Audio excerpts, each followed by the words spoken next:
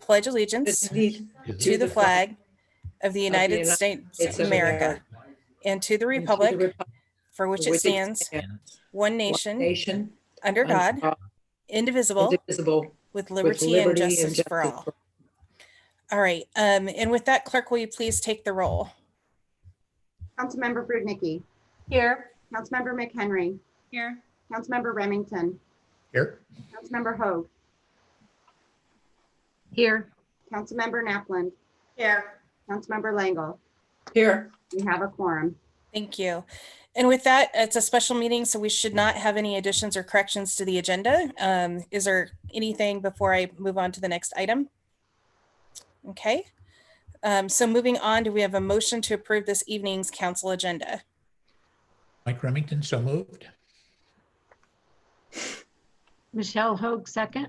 Mayor Pro Tem Remington moved, Councilmember Hoag seconded to approve this evening's special council meeting agenda. All those in favor, please say aye. Aye. Aye. All those opposed, please say no. Motion passes. And with that, we'll move on to public comment. Looks like we do have one attendee. And I wanted to check with the clerk to see if we had any written comments submitted for this evening. We have not. Okay. And for the member of the public that's on the line, if you would like to provide public comment, now would be the time to unmute yourself and provide your name and address, and you'll have 3 minutes to speak.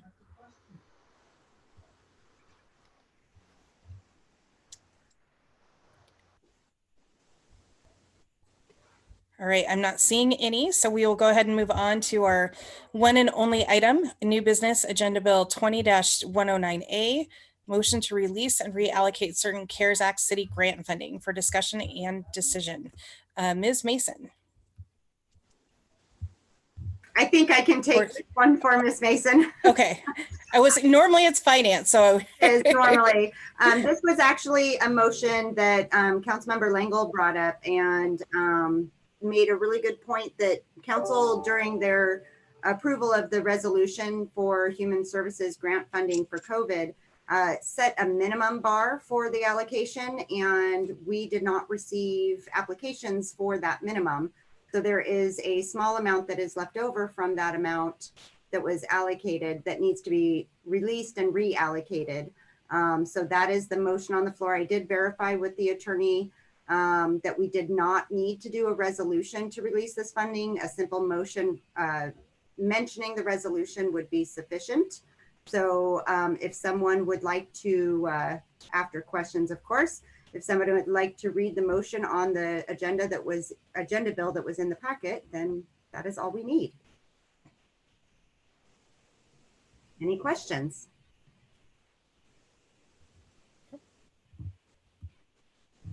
Mayor, I'd like to make a motion. All right, go ahead, Mayor Pro Tem.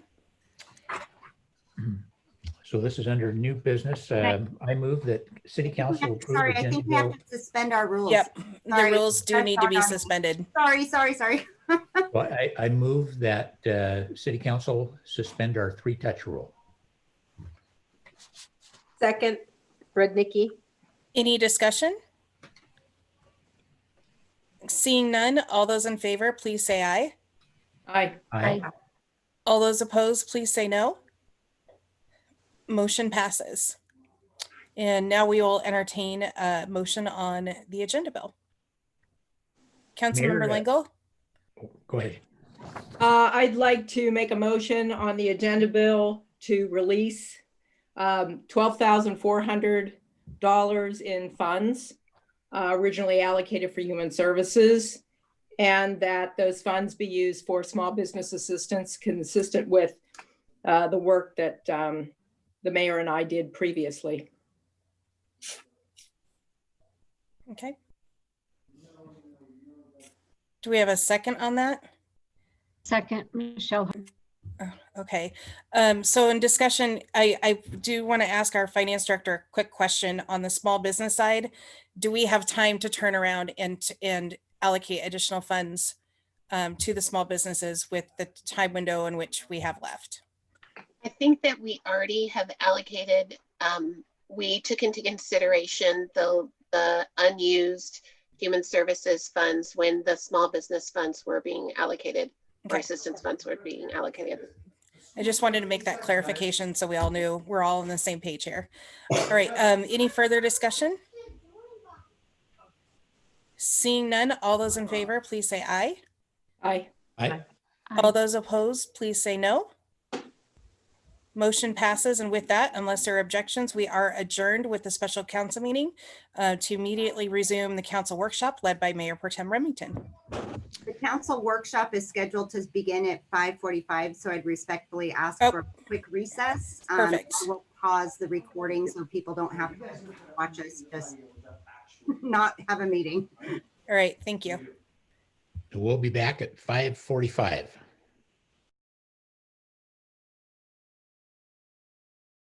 Citizens, mayor and council, we're going to call to order our city council workshop for Tuesday, November 24th, 2020. It's now 5:45. Tonight's agenda, we have one item, and that's continuing our 2021-2022 biennial budget discussions. Last week, we left off on 71, line 71. Dana, if you could pull up our budget matrix for us, please.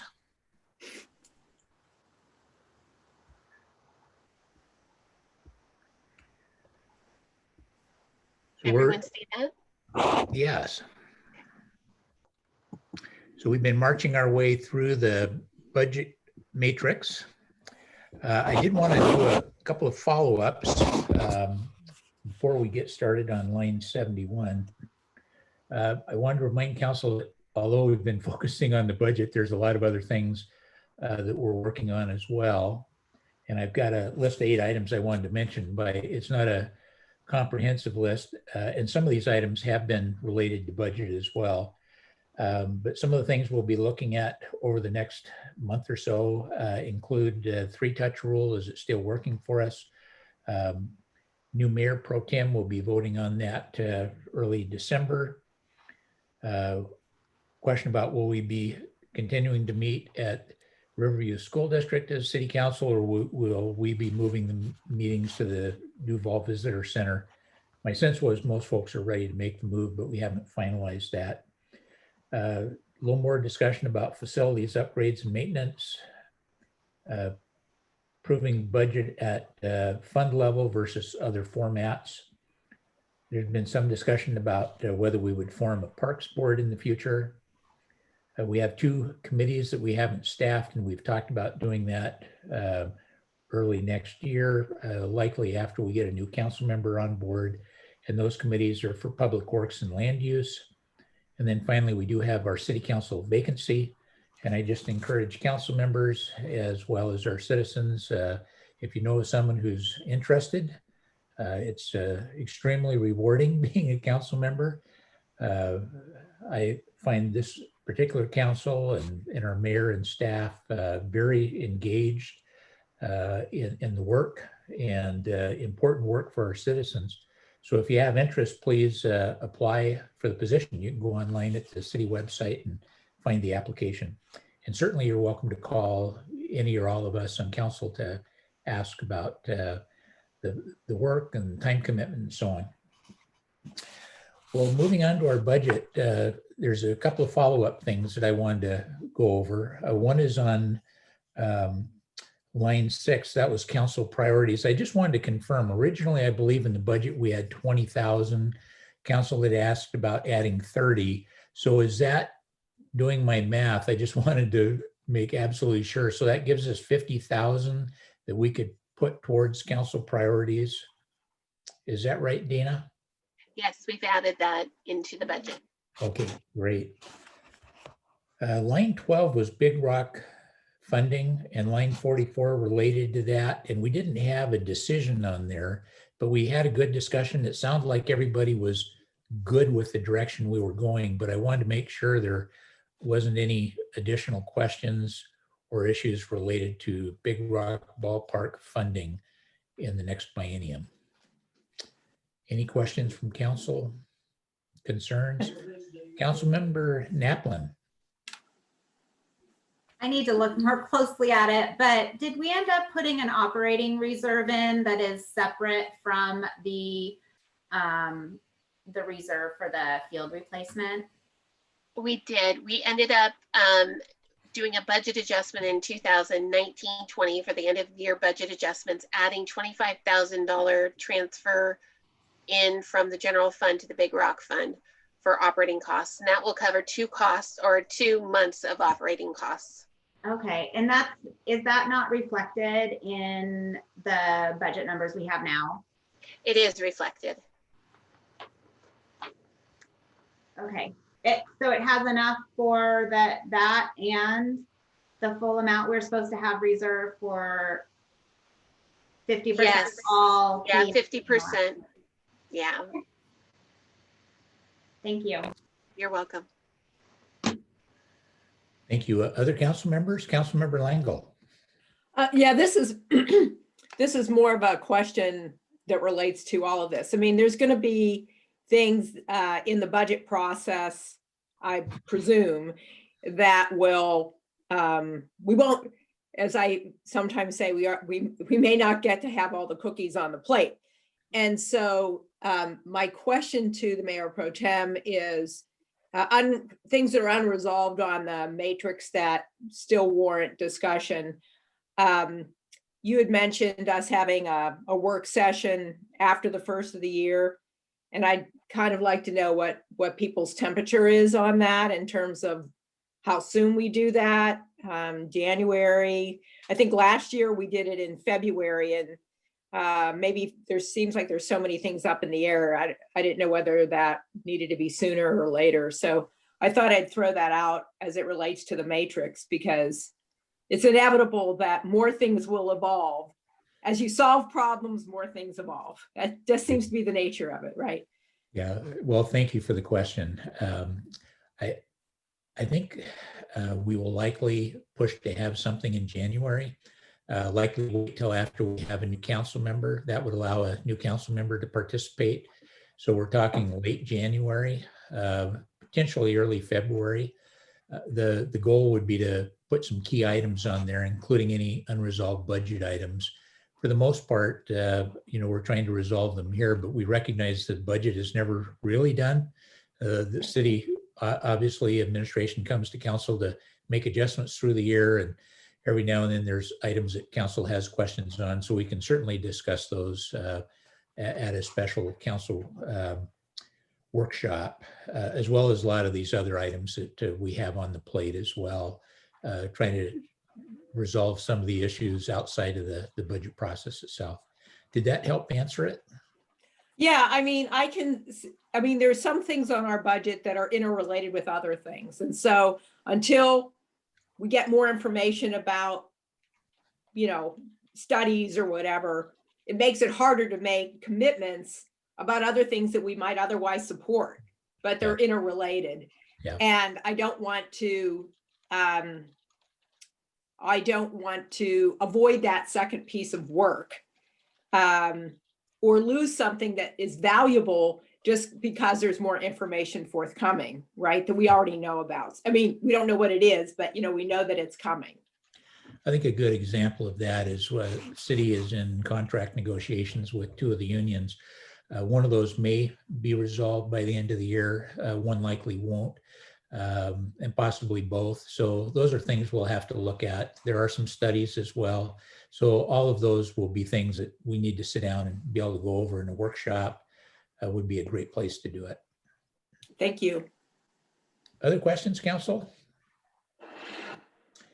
Well, looking at the next item, it's a good segue, contract negotiations. We did talk with a negotiator about an amount. It's not appropriate to go into those at this meeting, but that's one of those unresolved areas that is part of the budget, but can't be resolved right now.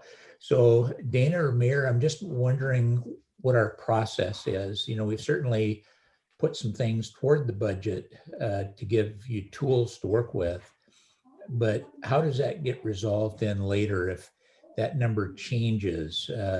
Is that something where we come back in an executive session to talk about contracts later, and then we would publicly talk about any changes in the budget?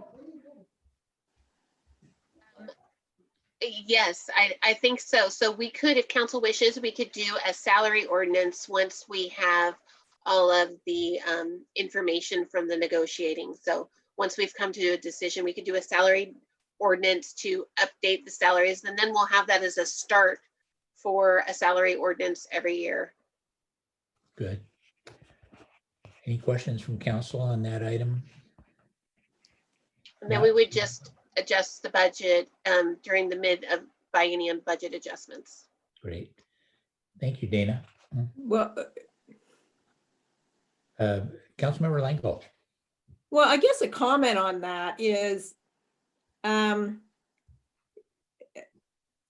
really, I mean, it really would depend, I think, on the outcome of those negotiations and when council would start to get a feel for the changes in the budget, because you know, we have some categories here that are quite tight in terms of their operating margin, and I'm a little nervous about waiting too long to at least start looking at some of those impacts, and maybe that happens in the Finance and Administration Committee.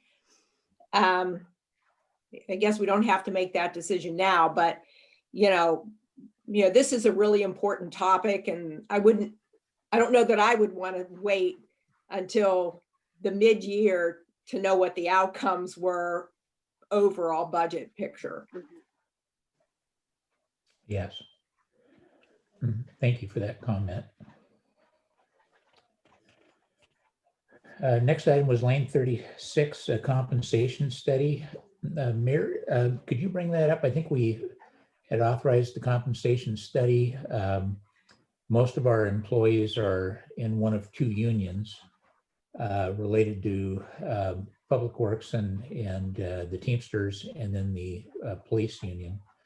But we also have employees that are not in a union and don't have opportunity to negotiate. So we had authorized a compensation study to look at all salaries, and we have some employees that are in that in between where they don't get the opportunity to negotiate, but we certainly want to make sure that they have a fair salary when we look at our comparable cities. And I was wondering when we might bring that forward, have opportunity to look at that, because certainly salaries affect the budget, and we're currently in those talks now. If you could give us an update, Mayor. My guess, and Dana can correct me if I'm wrong, is that that'll be after the union negotiations. That's our biggest chunk, and we need to see where our salary schedule ends up before we can fully evaluate the non-represented employees. I'd agree. He's getting close to being done with the study, so we should have, and then we can ask him to, for any changes in positions, to come up with a salary schedule for those positions. Great, thank you. Questions from council on that? Not seeing any hands. Facilities, I just wanted to confirm, Dana, last year we had put about 70,000+ aside to work on facilities, do some of the upgrades, keeping them up. We hadn't put a lot of money in past years, and so some were in disrepair. We have some major things going on this year with Public Works facility, potentially with a major remodel, looking at HVAC systems, some flooring with police facility. I just wanted to check, because our facilities still need roofs cleaned, gutters, and some of them have some window issues. There's some drainage issues on properties. I just wanted to check, as I recall in the budget, we were putting aside 75,000 per year to go towards those items. Is that correct? So in the prior year budget, we did put $75,000 aside for capital facilities improvements or maintenance. In this budget, we actually separated it into a separate fund. So it's a facility CIP fund for the major stuff. And then just for the repairs and maintenance, we put that in the building maintenance fund. So it's just the capital portion has just been pulled out. And how And the much do we repair have and maintenance. By reference, how much do we have in for that maintenance?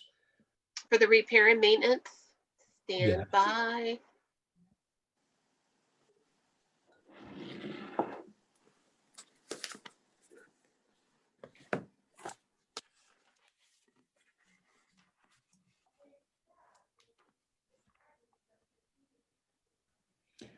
Well, So, look- 216,000 for the biennium. For the 2 years.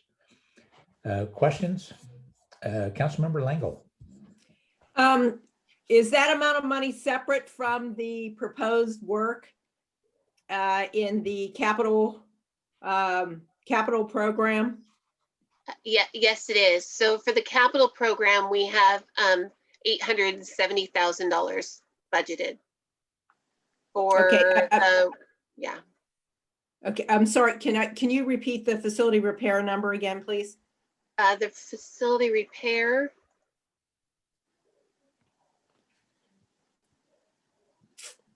$216,205 for the biennium. Okay, And then the capital projects, the larger projects that you could, if we were a accrual basis city, we would end up capitalizing and depreciating, and that's 870,000. right.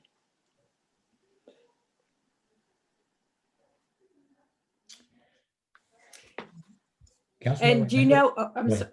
Oh, no, go ahead. Is that facility repair fund, are we planning, well, I'm assuming it's in our work plan somewhere. And are we going to continue the improvements from that fund that were identified then in the maintenance reports that we received last year? Is that the plan? You know what? That's actually a really good question. So what we did was we just said, okay, how much do we normally use for, you know, this is janitorial, cleaning, pest control, minor repairs, small things, HVAC repairs, just things that aren't, I want to say aren't capitalized, but aren't true capital projects, just real repair and Right. maintenance. So we just used what was based on past costs. Chief, you had your hand up. Did you have some input on that? I did. Thank you, Mayor Pro Tem. I just wanted to maybe explain a little bit better, and Dana, correct me if I'm wrong. So that 216,000, it really is the monthly and annual operating costs for the facility. That's not extra money for projects or to fix things that haven't broken yet. That is operating costs, correct? Right. Okay. Yep. Based on past years. Thank you. Councilmember Langle and then Councilmember Knapp. I'll make this the last one then. So in the maintenance reports that we have, if they're not addressed in the capital budget, and there are items that are individual and under $5,000, I believe that's the threshold you picked. And if we want that work done, then we would have to appropriate additional money into facility repairs, because the item might be under 5,000 and you don't treat that as a capital expenditure. Am I understanding that correctly? Yes. So if there was a big repair and maintenance, something that needed to be, that was really large, that wasn't actually improving the life of a capital facility, but just a fix, then we might have to appropriate more money in this fund. It does have a beginning fund balance of stand by.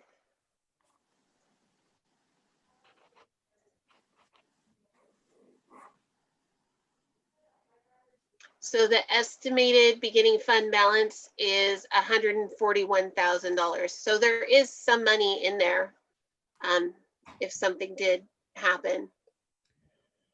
Councilmember Naplin. Thanks. You know, this is something I've been thinking about. My concern is a lot of the repairs to our building are expected repairs and part of the operating cost of the building. So yes, they're capital, but I would hope that we would be receiving enough revenue to maintain our facilities or somehow, you know, have a reserve building expecting that a roof will need to be replaced every so many years. And so if you look at our old capital facility plan, it clearly showed how much we needed to set aside every year to have enough that when the roof needs to be replaced, when it needs to be painted, all of this stuff, we will have enough money. And so it looks like what's happened with this budget is all major repairs are being handled in a capital fund, which is being funded by REIT. So that's basically making a decision because we're not sending as much money as we would normally have sent from general fund. So we're allowing general fund to spend money on other things. And we're going to be in the same exact situation that we have just spent 2 years complaining about, which is we didn't set money aside to repair our buildings and we let them deteriorate. And so unless we're making a decision that we will always use REIT to paint buildings, replace roofs, just general, what I would consider maintenance of our facilities. I mean, it's like the point of a lot of these funds, you know, the equipment fund, the vehicle fund, the IT fund, is that you contribute enough so that when the big things happen, you have some money saved up. And right now, the way this fund is the building fund is it's only putting enough money in there to do basic day-to-day maintenance. Just like Chief Hurt said, it's washing the windows, cleaning the gutters, you know, just day-to-day. So I'm a little bit concerned that we're not contributing to a fund to save up for these big things. And we will always be in the situation where we'll have to use REIT, which is, I don't think that's, I don't think that that's what we would want to do. Thank you for making that point for us. Mayor Okerlander. To Councilmember Naplin's point, no, we don't want to do that all the time. And that's part of updating all of our policies. So this year we've got the equipment replacement fund where we've done those calculations and gotten that up to speed.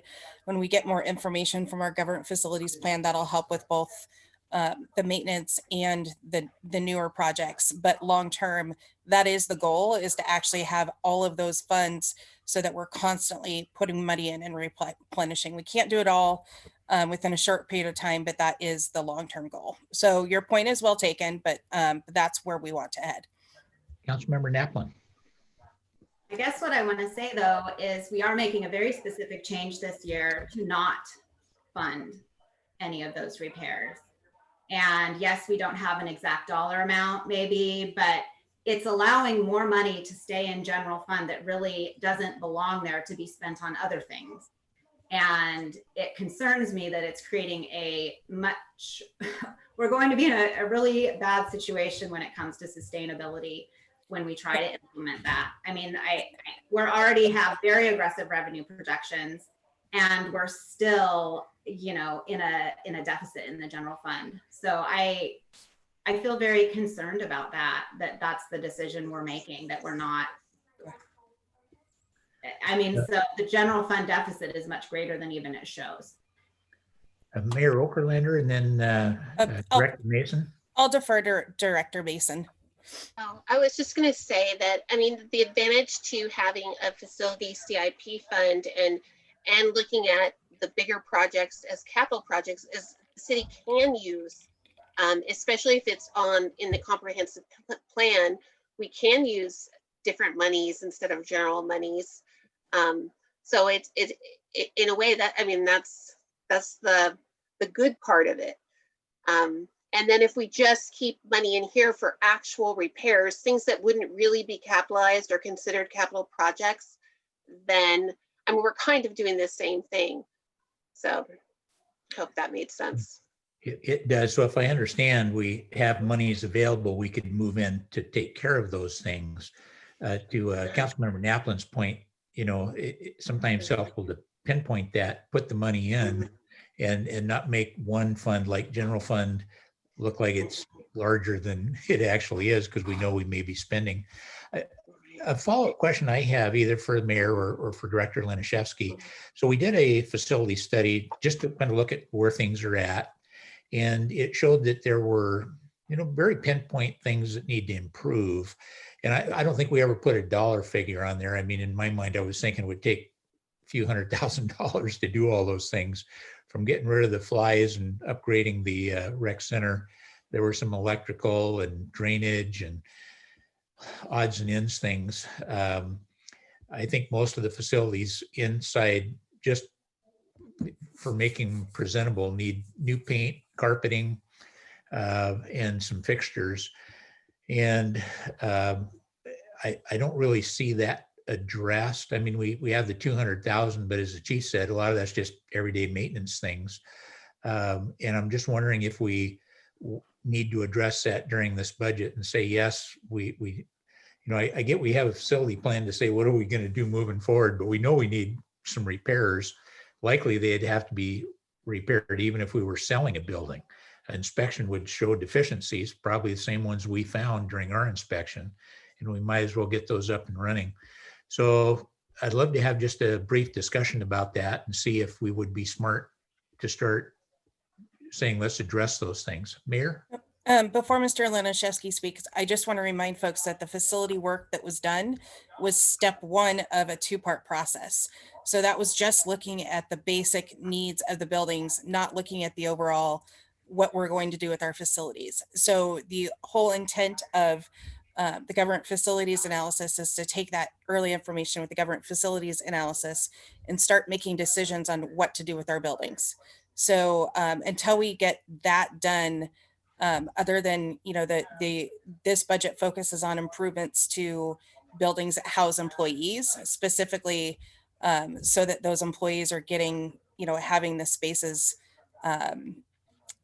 in the kind of shape that they need to be productive workers. And I'll let Steve finish the rest. Well, good evening, everyone. Steve Laniszewski, Public Works, for the record. I have been taking some notes, and assuming we're moving forward with a overall facilities review with consultant support, one of the notes that is in there is a strategy for moving forward for not only right sizing our facilities, but also caring for them. So I think that's something we can all have to have some patience with, I guess. I don't discredit Councilmember Naplin's statement, but we really don't have a great strategy. And I think this is an opportune time to develop one that we are all on the same page about. So I think there's plenty of good coming out of this. But we do need some time to get that done, and I think it should be a high priority to get that work done for the city as a whole. Thank you, Steve. Councilmember McHenry and then Councilmember Lingle.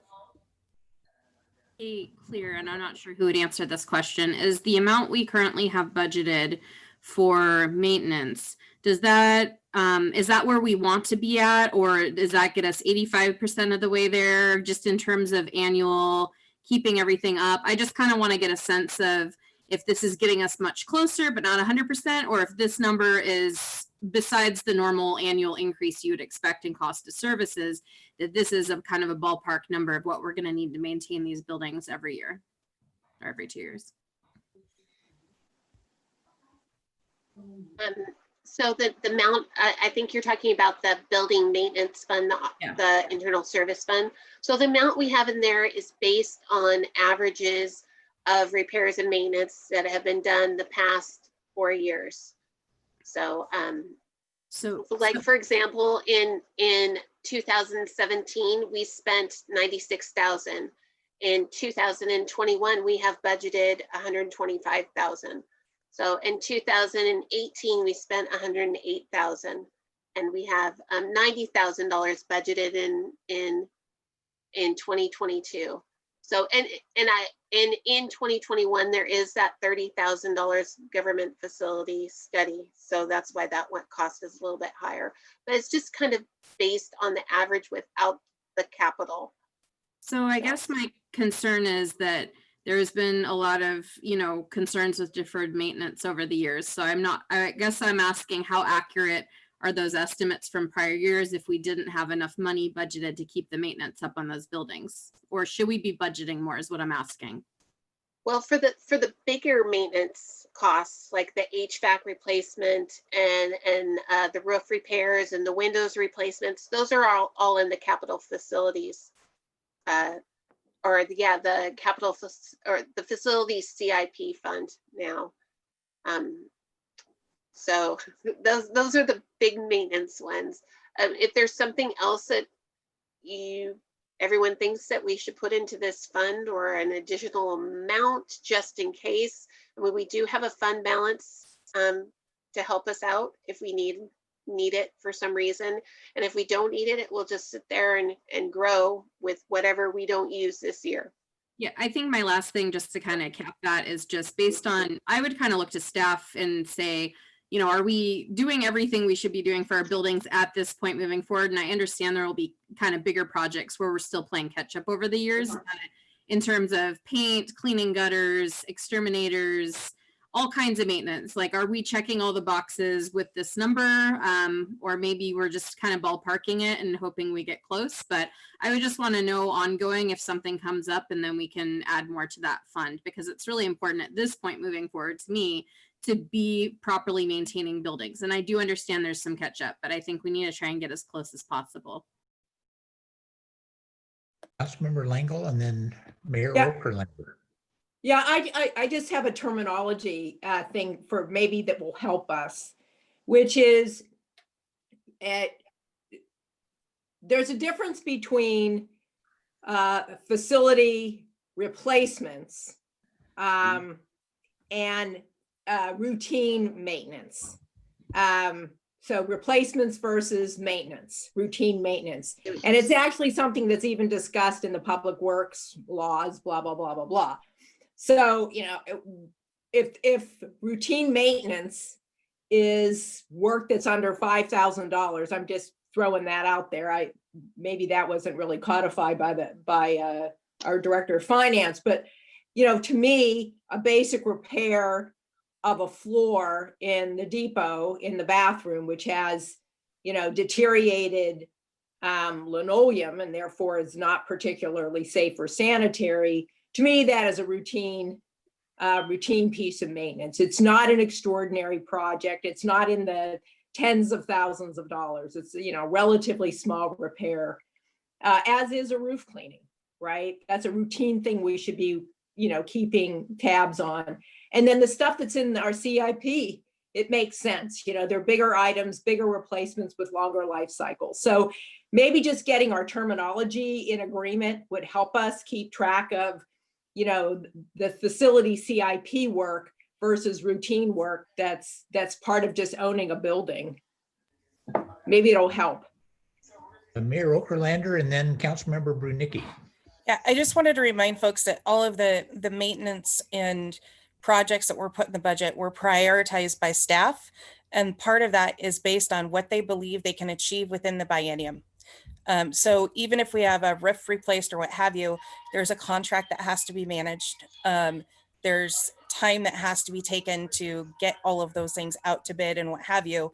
And so staff, and in particular Public Works and Finance, has planned this budget based on what they realistically believe we can achieve during the biennium. So we have a lot of catch up to do, as folks know. When most of us came to our current offices 3 years ago, some of our buildings haven't been painted in well over 20 years. And so we started the process of playing catch up, which is where we're at now. And we'll get caught up as quickly as we can. But we also, I think one of the things to remember is when we get the municipal financial planning and the government facilities analysis, those are two other key components that will provide us with a significant amount of information that will help us with that maintenance and operation of the buildings long term. So I just want to remind folks of that. Councilmember Brunicki and then Director Laniszewski. Yes, so I just want to thank the staff and the mayor for being proactive in the last couple of years. I have watched over many years where we never even discussed M&O. So to the degree that we are doing today. And so I think that with all the different pots of money that are out there and how the staff has to manage and pull from one to the other to make the numbers work. I think that currently, the way I see it, we've already started that with creating a area to put some money in for maintenance operations in public works and for things like, equipment, that sort of thing, and replacement. And going forward, we've already started that ball rolling. So in all the years I've been here, this is the most proactive that I've seen. And so I really want to just thank the staff and the mayor for doing that. And going forward, I think, keeping a sharp eye on all the different areas where you can use, it's not uncommon for revenues from various places that fulfill and the budget to the degree that it's allowed to, and moving things around that way works. And I think that's kind of the complexity of doing a city's budget, only looking at one pot and focusing in on that, when you have to sort of strategize all the different pots of monies and seeing how you can best strategically appropriate it to do the city's. Thank you. Director Laniszewski. Thank you. So I was maybe thinking of,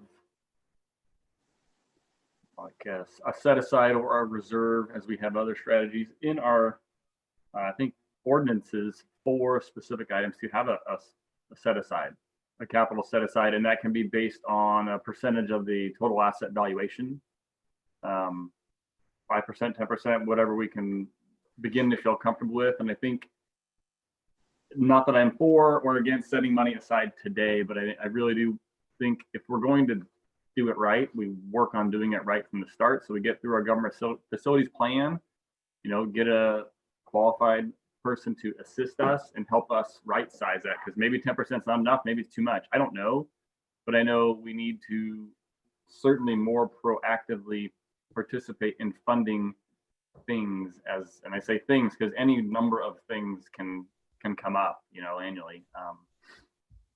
But we have to begin to prepare to get into a better mindset of, we have 5 facilities. We need to programmatically work through painting, roofing, siding, sometimes sheetrock, depending on the volume of use in a facility, right? Downstairs the building here, Melanie has a lot of people typically running in and out of there. So door jambs get frayed, doors get, swung out of whack. There's just little things that do add up, which certainly can cost you more than if you expect $1,000 for called handyman service, and we're right out of that. But so I wouldn't want to overfund or underfund, and I think we have enough in the budget moving forward to do that. We're set up financially to get the work done. It will be, I think I heard one of the council members talk about, can we get it done? That'll be a different story. So we have put a lot of work in there on the facilities, and again, in concert with getting a government facilities plan enacted and then coming out of that with a better strategy. But if it makes everybody feel better to start with a set aside, then I'm not going to argue, because that at least gets us all thinking in the right direction. Should we all get run over in a school bus or something, and then somebody might think somebody started something and they have a video to prove it. So, Well, if I may, go ahead, Councilmember Naplin. I don't think you've spoken yet. You go ahead. I'll wait. Well, I was just going to say, I think we're all pretty much on the, heading in the right direction. We're talking about planning for the future, which we do have a study we'd like to do to take a look at all our facilities. We do have money, as Councilmember Brunicki pointed out, set aside in these different funds to help us help keep up our facilities. I feel pretty comfortable. I'm sometimes impatient wanting to get everything just right now, but it does take time. I'm confident that, we're not manufacturing more money. We're just where it's placed in the budget. I'm pretty confident if a roof had real serious problems and we had to replace it, we had moved the money over to get it fixed. So we can work through those things step by step. But our goal here is to really make sure we are right sized, that we have money being set aside. It's easy, in a large city budget to have good intentions, but lose sight of what you need to do. The basics, like keeping up our buildings, all of us are on the same page. We want to do that. It's just, how do we get there? It sounds like we have a plan to do a study, try to right size it. Several things have to come together to make it perfect. My own experience tells me we probably need at least $500,000 in there to really keep our facilities up, get them painted when they needed painting, replace gutters, not have a director worry about where do I get the money to replace something in a budget that doesn't have it planned out. So I think we'll get there, but it sounds like it's going to take a little bit more time and a little more information before we really nail it down. Councilmember Naplin. Thanks. Those were good points. Thank you. I think what I'm concerned about is because we are not transferring this, all these expenses are being covered by REIT because we're setting aside zero money for any, painting, flooring, roofing. I mean, these are basic things that you have to do to maintain your house. And so assuming we're using REIT, my one concern is a lot of these facilities support our utilities. And so basically we're using REIT to subsidize our utilities in a way because, for example, the Public Works building is a pretty large capital project. And it is, majority would definitely be utilities and building and permitting, those two funds to support it. So we're using REIT money to pay for buildings that are used by those. And so I'm just wondering if there's I'm just worried about using up all of our REIT money when there's other funds that maybe should be contributing as well. And I think some REIT money makes sense, but I mean, if we built a new city hall, I assume water, sewer, storm, and the building permit fund would contribute some. And at this point, it's all coming out of REIT or some of the proceeds from the Main Street project, I think. So I don't know if that's been considered, but it just seems very unusual that you would use REIT money to pay for a building that primarily supports utilities and planning and permitting. Because REIT money is what we would use if we need to, do Third Avenue or, some of these other things. So I just wanted to throw that out there. Thank you. Any comments, Mayor Dana, regarding REIT?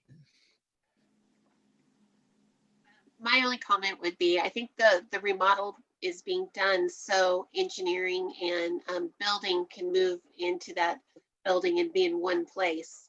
So if we didn't do the remodel or the extension, I'm assuming wastewater treatment plant would just be fine by itself. So to me, it seems like a good use, but I do understand where you're coming from as well. So. I think they're remodeling because the existing side that supports water, sewer, storm, kind of the overhead is deteriorating. So I think it's both adding more square footage for more space for, like you said, planning or permitting and building. But were they not going to upgrade the other side? I thought they were. That'd be a good question for Steve. I didn't quite understand the question. Okay, the Public Works building, is the entire project solely to support building and permitting, or are you also reconfiguring? And I mean, that building is in somewhat disrepair. I can't imagine that you wouldn't be also doing the side where you work and Larissa works and right. all these people work that support utilities. So yes, the intent currently is to get the structure, leave the physical structure standing and rebuild the inside, right? The existing walls, roof, full span truss, this can stand like a indoor soccer center, right? You can have full height, everything. The building will essentially be on its own. So yes, the intent was to reorganize these ridiculous spaced offices. I think I said this thing I'm sitting here in is, I don't know, 15 by 18 or something, right? And there's no reason for that. And we have so many staff and so many needs that, yes, I think to try to salvage anything here is a waste of effort. And the space is so poorly designed that we got it and expand into the first bay and then, have a better cohesive laid out facility in general. So yeah, And 50. So Steve, I think what Councilmember Naplin was getting at is why aren't we using utility funds for part of it? I would say we can. I mean, we We can. put it on the list, and we can certainly, Yeah. absolutely, and we should. And I talked Yeah. to Dana about this strategy. The flip side too is the utility could fund it all and then charge rent to the other tenants, and that prorated way. But we have the possibilities are abound on how we want to strategize and finance that. And there's also, just like when you look at how we've made the changes with the bond proceeds, there would be nothing to stop us from changing funding sources later on in the process if we identify a better way to do it. So I think, it's a budget for budget purposes. We can make some of those changes if they're the smarter decision down the line as well. But it's a point well taken. I mean, you don't want to deplete your rate. You don't want to do that. And that's not the goal for sure. So just so our citizens that are listening, and I do welcome, it looks like we have a couple of attendees, so welcome. City Council, a special workshop on the budget. REIT is the real estate excise tax, something the state of Washington has formalized and funds many of the things that we do here in the city, but it is directed towards certain things. So that's really what part of this discussion is about, how those funds are used and where they're going. Well, that was a healthy discussion on facilities. We obviously didn't resolve everything, so it's one of those things that we'll continue to discuss and take a look at. Steve, I guess one last follow-up. So certainly if we do the remodel of the Public Works building, which is slated to be over 600,000, we need a place to have folks go. Likely it would be the rec center. I can't imagine the rec center is just race ready right now to have all those offices move over into that big open space. Are we confident that we'll have the money to do some minor remodel over there, put up cubicles, do all the electrical, computers and communications and safety issues? Do we need to plan that out? I mean, someone's going to plan it out and it'll cost money, but do we need to do that here as part of our budget? So I did speak to staff about this. I really don't think there is a lot. If we're going to move everything out of here, right? A little support for some moving services or obviously time, and we have capable staff. It's not like it's rocket science. So yeah, I think getting things out of here, not a huge deal. Facilitating needs at that structure, heat works, power works. Yes, there's some oddities. Are we all going to live without offices for a while? Absolutely. And it needs something, but not a lot. So a few $100,000, I think the biggest impact will be IT and making sure that, we're network capable and we have enough juice for that down there. But over half of our staff now down here, and I think Laura's staff as well, are mobile, right? So we're pretty nimble, so to speak. And I think certainly with this transition in and out of COVID, we have plenty of opportunities for people to work from home, maybe not all the time, but some of the time. And so I think we're set up pretty well. If we need a handful of thousands of dollars, I think we could associate it with that budget item. Yeah, I certainly don't ask and want it to come across like council micromanaging. It's really the heart of that is, what do you need us to do to help you? And during the budget process, is there something we can do? So that's the heart that the question was asking. Yeah, I think just understanding the likelihood might be some kind of magic box for IT, and maybe the stuff we have stays here. Maybe it has to move too. So there might be some consultant services that, Snoqualmie is going to need, or some extra hours that they're going to need to move the network we have here. Mm-hmm. One quick question, not to go backwards, because you're doing a fantastic job of moving forward. But the proceeds, Dana, I know I've heard we're using REIT dollars for the work. Are they actual REIT dollars, or are they the bond proceeds? And the remodel? Well, for all of those tasks, right, we associated with the. So for all of the smaller tasks, those are bond proceeds. And then it was the remodel that we changed over to REIT 1 and REIT 2. And thinking we would use the bulk of the bond proceeds for a property purchase. Did that answer your question, Steve? Yeah, I think I was pretty good until she mentioned that last thing, which might not be real. Okay. I All thought there right. was a specific fund for that activity Well, I'll let you guys have that discussion offline. offline. Thank you.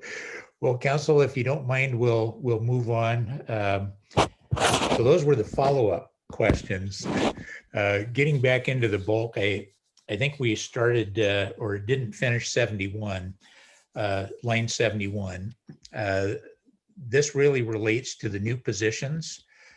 Some council members had mentioned they were uncomfortable doing so much at once. We had a good review of those positions. I believe they were maintenance 1 water, maintenance 1 parks and sewer, city administrator, which was divided up in the 2-year period. One was a part-time city administrator for the first year, followed by a full-time city administrator the second year of the budget. And then there was an admin support position. And those were the items I believe that were on the line. Some of these were in the budget for this cycle, the current budget period, but hadn't been filled and were just being moved on to the next period. So that's where we left our discussion. I suppose I had to take a look at line 71 to make sure I nailed this. So this particular one mentions additional maintenance 1 position. But I think we can have that fuller discussion here relating to line 55 as well. It also talked about new positions. So this would be a good opportunity for us to really take a look at it, ask questions, provide direction. These are really important for us. We've waited quite a while to be able to look at it. I think one of the comments I heard that I really appreciated was we need to find a way to be able to add staffing to get the work done. We're have been in a position where there's been more work to get done than we have employees to do it. So how all that's parsed out is part of the budget process. And here we are. If there's questions or input from council, I'll just open it up. Councilmember Langle and then Councilmember Hogue. I spent way too much time looking at every detail of this budget. I just want to speak to the admin 1 position. This is a position I'm sympathetic to. And there's a number of reasons, but I'll just be specific to one reason in particular, which is that when we went through our state audit, one of the comments they made, this was discussed at Finance Administration, was setting up a little bit better system for how we process contracts. And, it's really, administrative, check the balances, blah, blah, blah, blah, blah. Well, we have some talent in our existing organization that might be interested in doing that. And if so, and that decision is administrative to some degree, administrations to some degree, as long as it's within the budget allotments. But if that was true, if there was an opportunity for modification of work, then we would still have that other work that needed to be done. And so that's why I show some sympathy for this 1 position.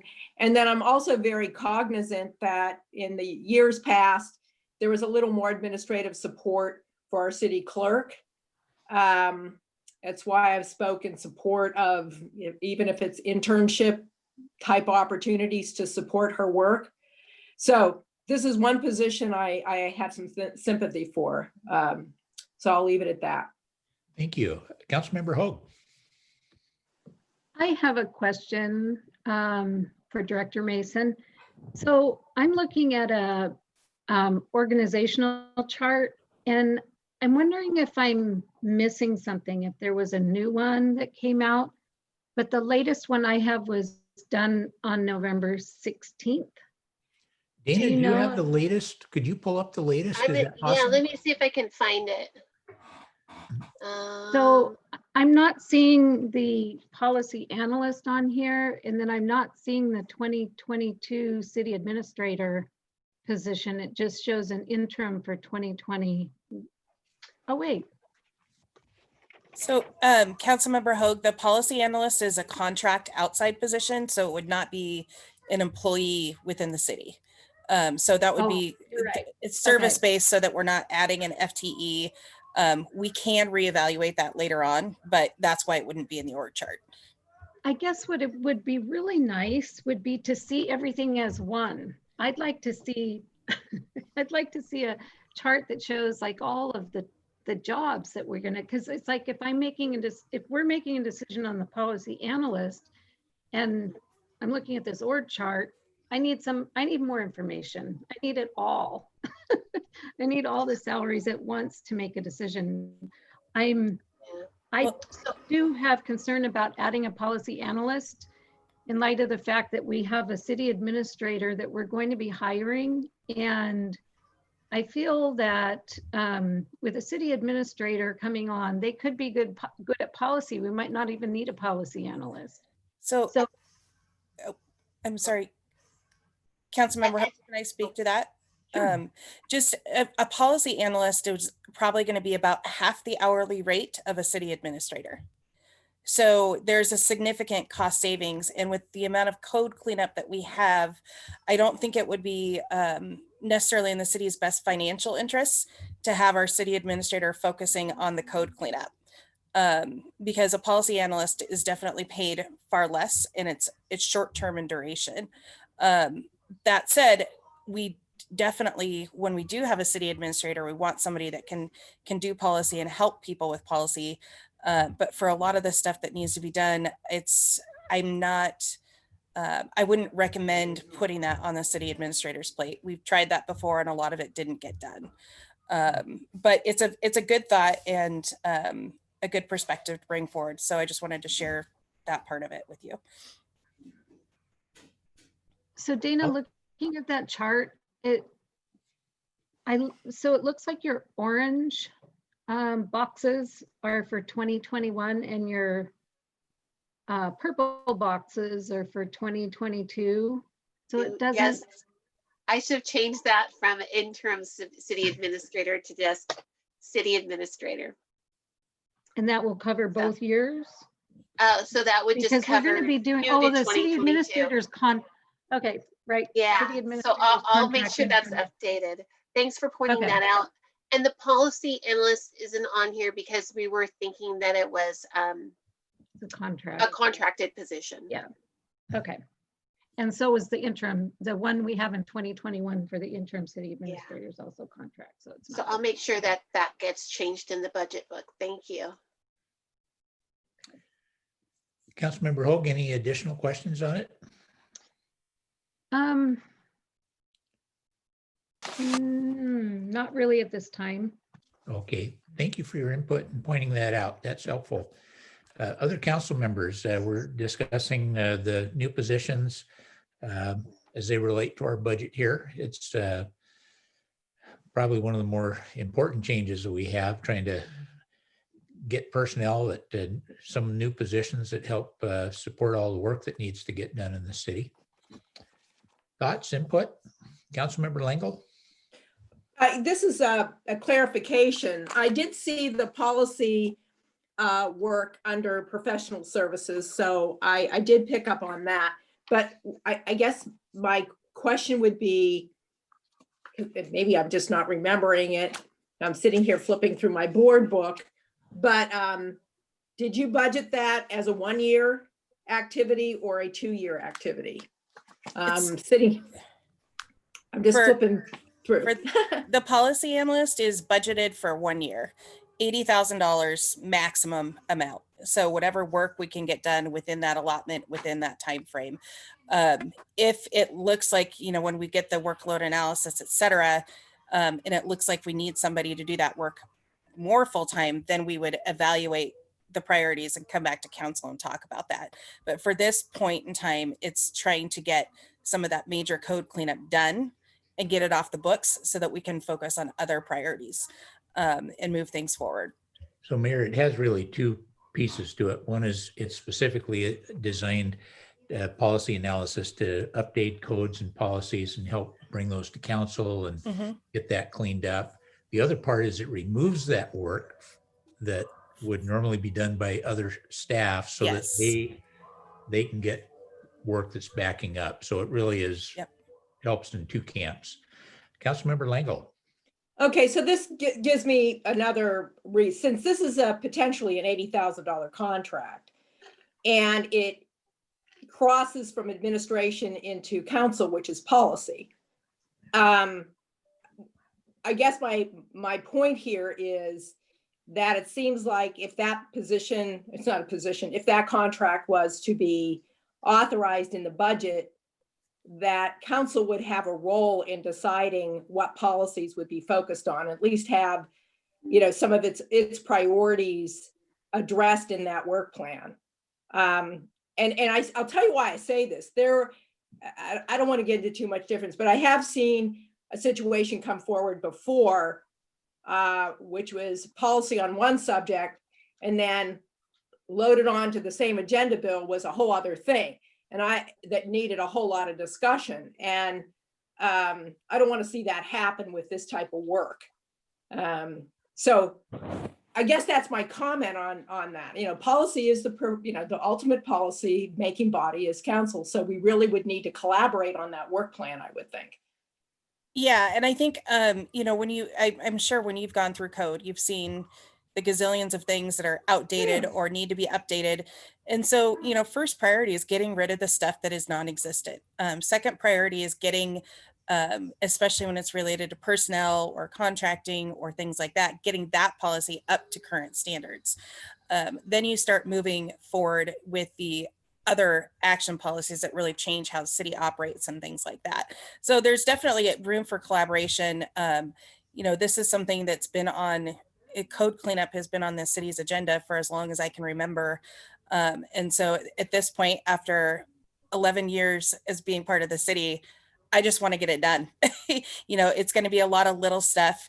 But, you know, absolutely, you know, from when we remember last year during the mid-biennium budget process before we lost our admin 3, we were looking at reclassifying that to be a management analyst that actually would have provided policy support to council. So we've already been thinking about that kind of thing long term, but we can always work on a work plan together. But I would want to have some common understanding that the goal of this person isn't to bring a bunch of new policy forward. It's to clean up everything of the past and get us up to speed and up to date.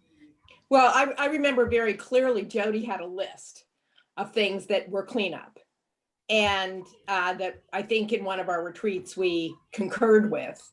And this is not a criticism of her, that, you know, but that if those are the examples of a priority, then I understand where you're trying to go with the position. Yeah, not anything new. Work. Definitely not anything new. Anything new, I think you all know, unless it's essential to operations and public safety, in general, my focus has been on trying to make sure we get all these things cleaned up rather than bring big new initiatives forward. Because there's always time to bring new things forward, and getting the cleanup done first is a much bigger priority. Because the longer we kick the can down the road, the more difficult it'll be. Councilmember McHenry. Just a clarification on the policy analyst. Is this, I don't know, are there companies that offer that professional service? Is that what you're talking about? Or are you talking about just a contractor, as in they're hired on as a temp, but we're the ones who find them? Is that, I just wanted to check, because I don't know if there's any companies or organizations that do this kind of cleanup work. It would depend on the situation. There are lots and lots of professional policy people out there. Some of them work for lobbying firms or law firms. Some of them work for associations. So there might be an opportunity, for example, to contract with MRSC or something like that, to come in and do the work. So I have not defined how that's going to come about, because we need to make sure that we can find the right person to come in and do the work. But, you know, ideally it would be if there's a firm, if Prothman or someone else has people on staff that are looking for that kind of interim role, that would be ideal, because that just makes it much more simple for us in the management of the individual. So I guess my follow-up to that then is, so you're saying you are just looking for one person though? You're not looking more toward, you know, because there are companies that could have multiple people with that expertise. And when, I mean, are we going to need someone consecutively for an entire year? Or would it be they're working on a project for 3 weeks? Okay, we need a 2-week break. Okay, and then we start up another project, or is it just back-to-back project to work through? You know, there's plenty of work for back-to-back project, but we also have to consider the timing it takes to get updates through council. So I don't think that we could answer that definitively today. I think that in general, you know, you're going to have a by the hour person. Person's getting paid by the number of hours they're working. So I don't, and we have that maximum dollar cap. So I don't know that if somebody works 3 weeks and has 2 weeks off is as big of a deal as it would be in a different type of situation. Okay. Trying to make sense. So it's been a long day. I apologize if I'm not completely clear tonight. Thank you, Mayor. Councilmember Hoag and then Councilmember Langle. I knew there was one other item on the org chart. You don't necessarily have to bring it up again, Director Mason, but so under council, it says council and commissions. And I know that maybe it's on the matrix in a different spot. So sorry if I'm bringing it up early, but so the planning commissioners are not elected positions. So shouldn't they be in a different section? And then shouldn't their budget for what they're being paid be in a different budget as well, in a different, I know that I think in the last biennium, we went to our legislative budget. So shouldn't it be moved back out? Just an idea. It was Councilmember Langle's brought it up. Dana, is that something you can answer or take a stab? Well, we did move them into legislative during this biennium. If you think that there's a better spot for them, or if you'd like to see them somewhere else, we can definitely move them out. Councilmember Langle? You know, the reason I brought this up and why it struck me is that the planning commission commissioners, just like, you know, arts or whatever, they're all functioning under administration. We don't directly supervise them. You know, we approve the library board, we don't supervise them. So, you know, it seemed like a mismatch. And I wasn't around for the last budget, so maybe, you know, maybe I'm not understanding the whole history, but the planning commission does not work with us directly. They work with Troy, they work with planning.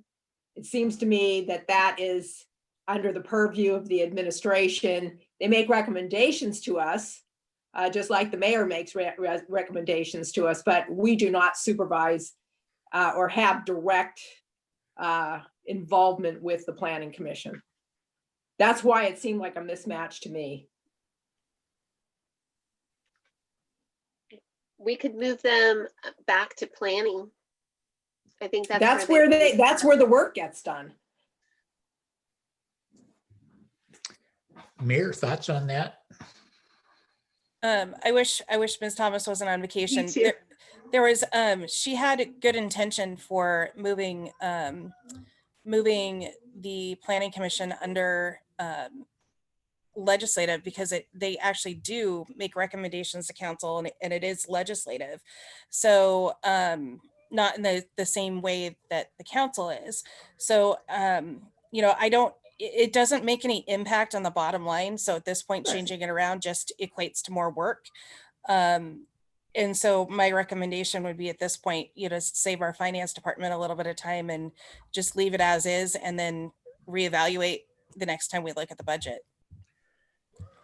Well, I'd be happy to our next meeting, maybe Director Thomas could just speak to that on behalf of, you know, just let council know her thoughts on it when she's back. Could we do that?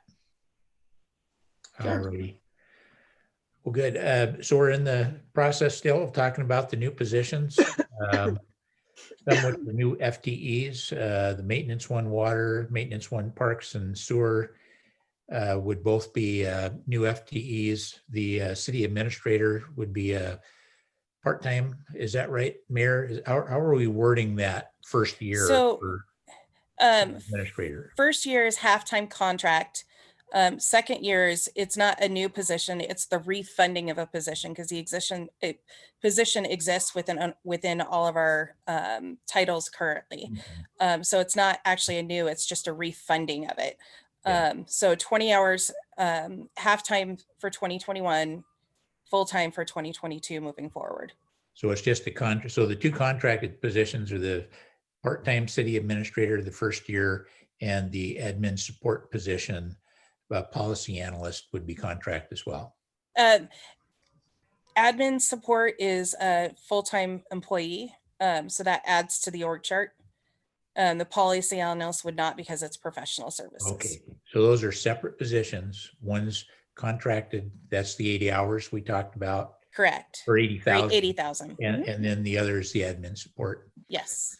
You know, just a comment I'll make, most time in a city, the positions that take the higher priority are those that are forward facing. That includes police and fire that are out there responding to emergencies, parks workers that are taking care of the parks that we all visibly see, street folks that are out there maintaining streets. So those usually take priority. The one area that normally suffers is admin. People don't see it. We don't always understand it. They always seem to be the very last that get support. And I appreciate that. It's challenging. Administratively, we often say, look, you know, we need another police officer. We need someone to mow lawns, and, you know, let's get that done. And we put ourselves last in administration. But the reality is so much happens in administration. And when it doesn't get done, it just piles up on somebody's desk. And until somebody starts complaining or making an issue of it, it just doesn't get done. So I appreciate that the administrative positions are extremely important, but often hard to fund. I went through myself and said, okay, if we can't do them all right now, what do we cut out? And I couldn't pick anything. The challenge for me, the maintenance one water, you know, we think about public safety as police and fire, but I guarantee you, you know, the water departments, they're under the Department of Health of the state of Washington. So it's the health director that makes the policies and things on water safety, and pass through the federal requirements for water testing. And my point there is, boy, if you want to see something go upside down in a hurry, Mercer Island experienced that, where they had to boil their water.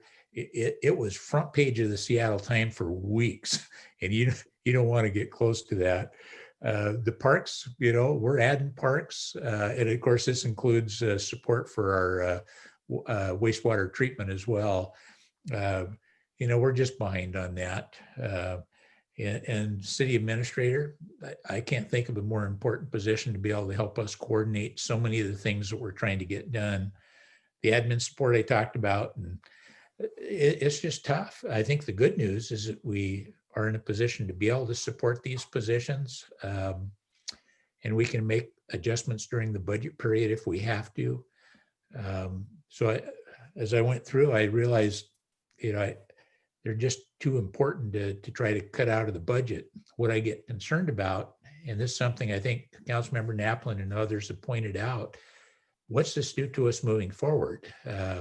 Because we're limited on property tax increases to 1%, but salaries, healthcare, maintenance, very rarely do those go up at 1%.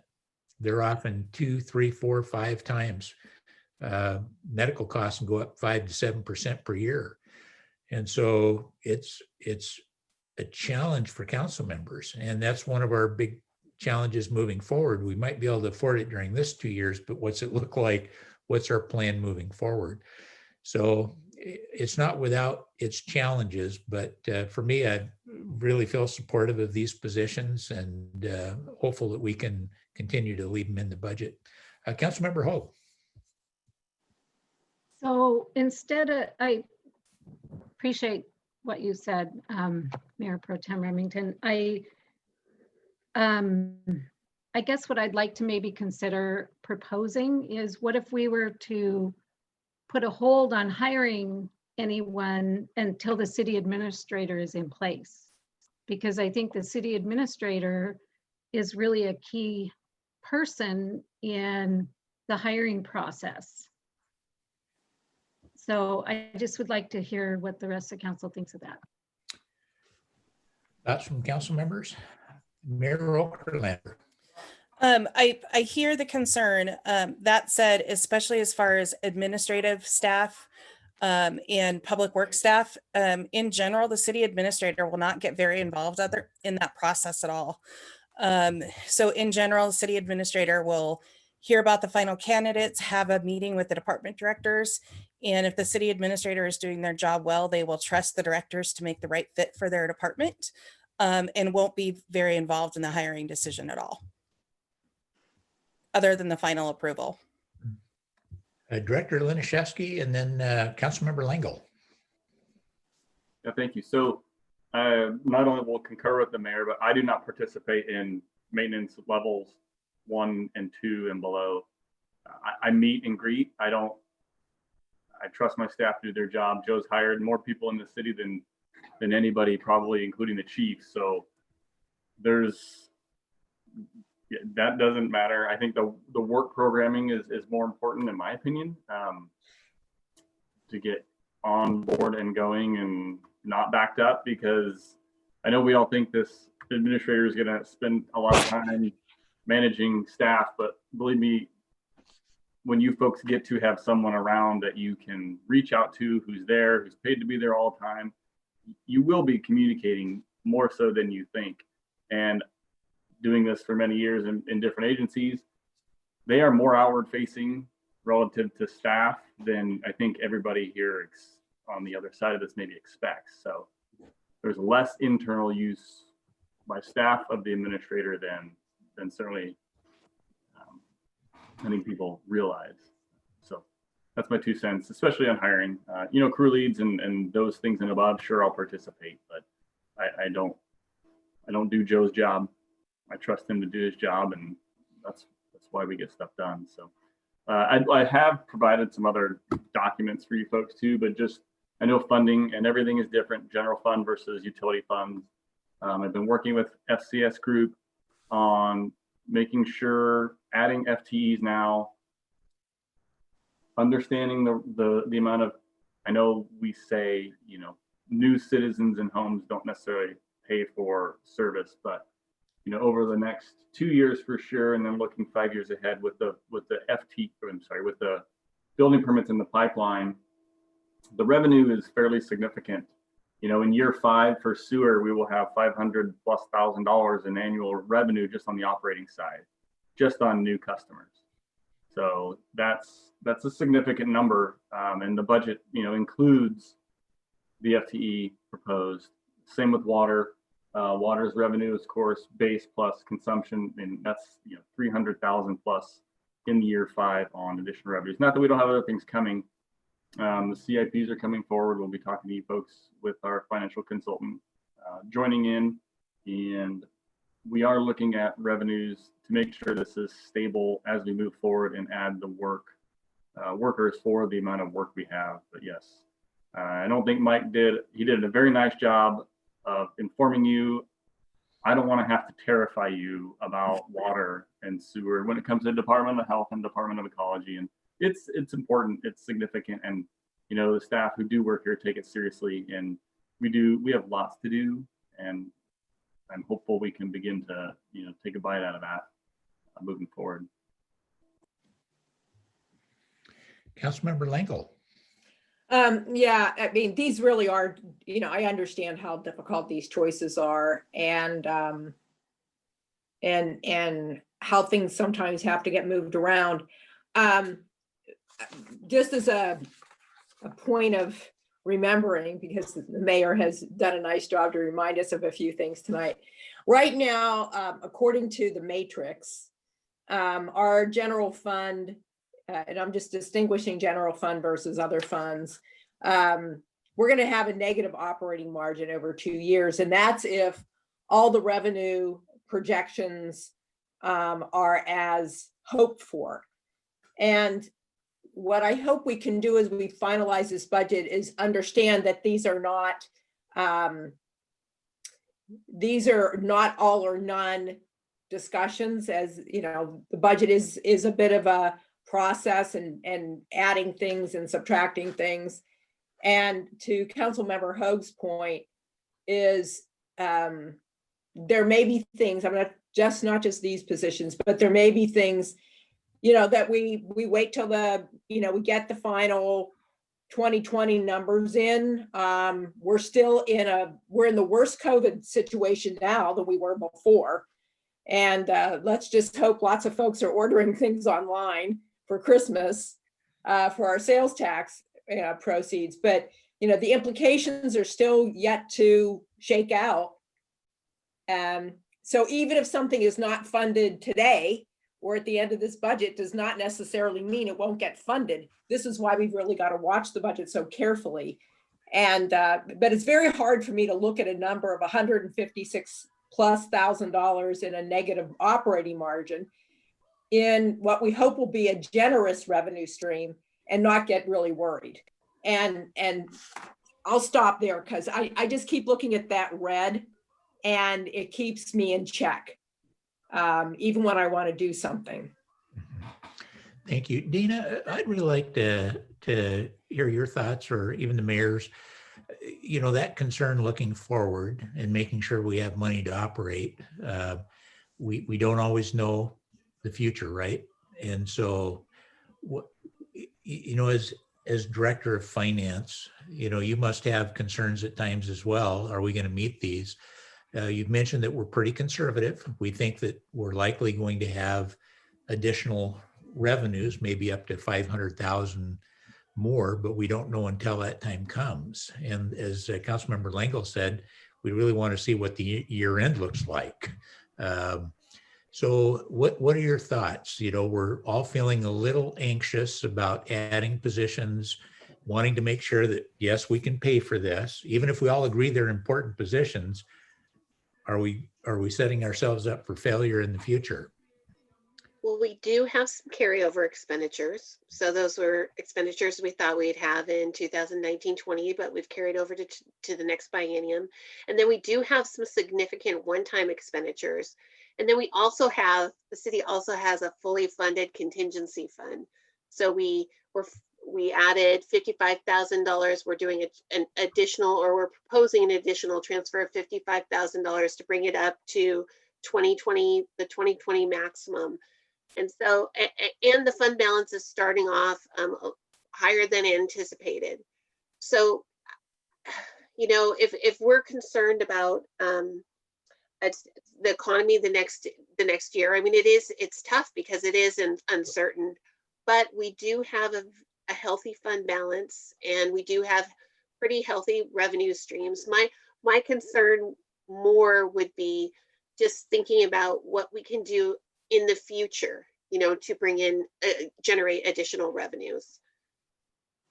So. Thank you for that. Councilmember Naplin and then Councilmember Brunicki.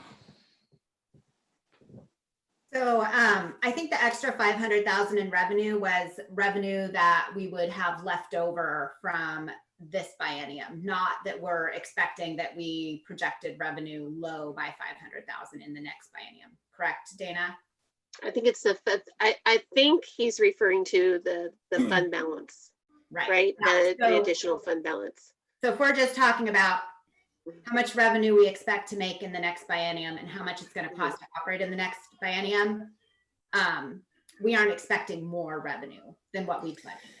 That was just that we would potentially have a greater fund balance to start with revenue that was left over from the last biennium.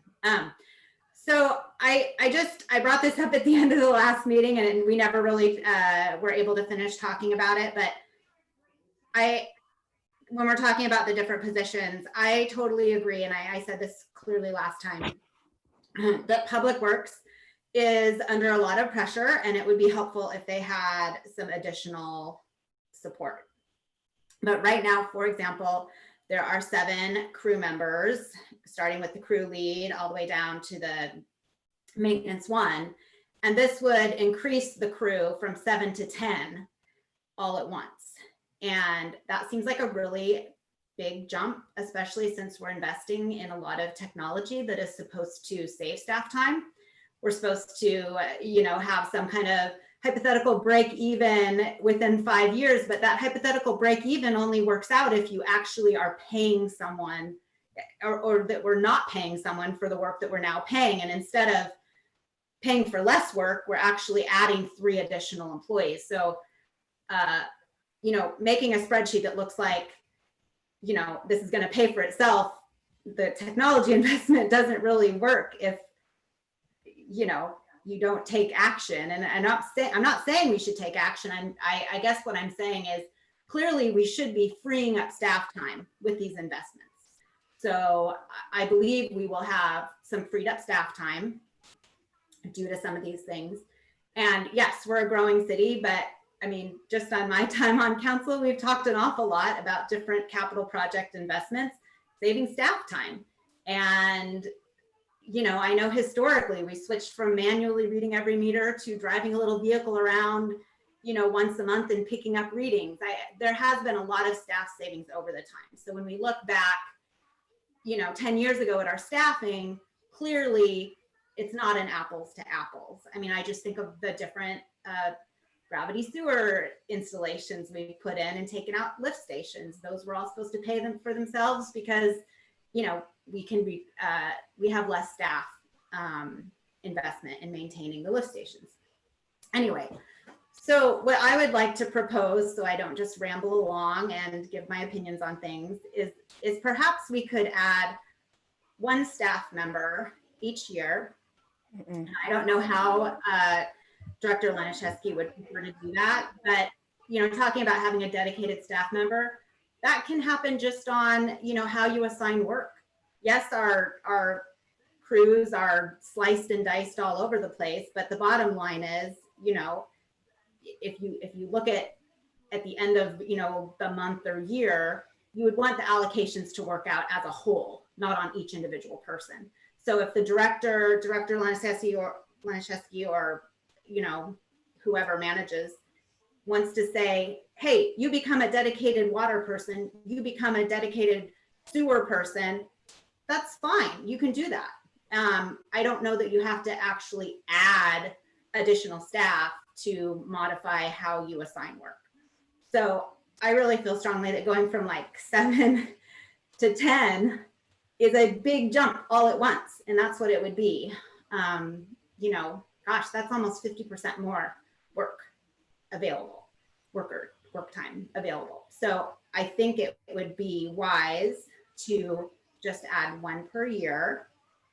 And additionally, the parks situation, we never resolved that. And to be honest, we had talked about looking into contract work for some of the Main Street landscaping that's newer, and maybe some of the parks landscaping. So I think the analysis that we got was more based on hiring a professional turf management system to come manage Big Rock, which was never the intention. We wanted to look at routine, simple landscape maintenance and see what the difference was for contracting that. So I don't think we ever resolved that. So I guess what I would like to propose is that we add 1 maintenance worker per year. Maybe Director Laniszewski would want to weigh in on that, but that would make us have, instead of 7 at the end of the biennium, we would have 9 maintenance type workers. I think that's a really big jump and should relieve some pressure. We're finishing up on the huge project of, replacing the water meters, which, is taking an enormous amount of time. And even if it was used as overtime here and there, well, maybe that overtime, can be reallocated instead of hiring 3 additional full-time employees, full benefits, vacation times, this and that. I think that's a lot all at once, and I don't feel comfortable with it.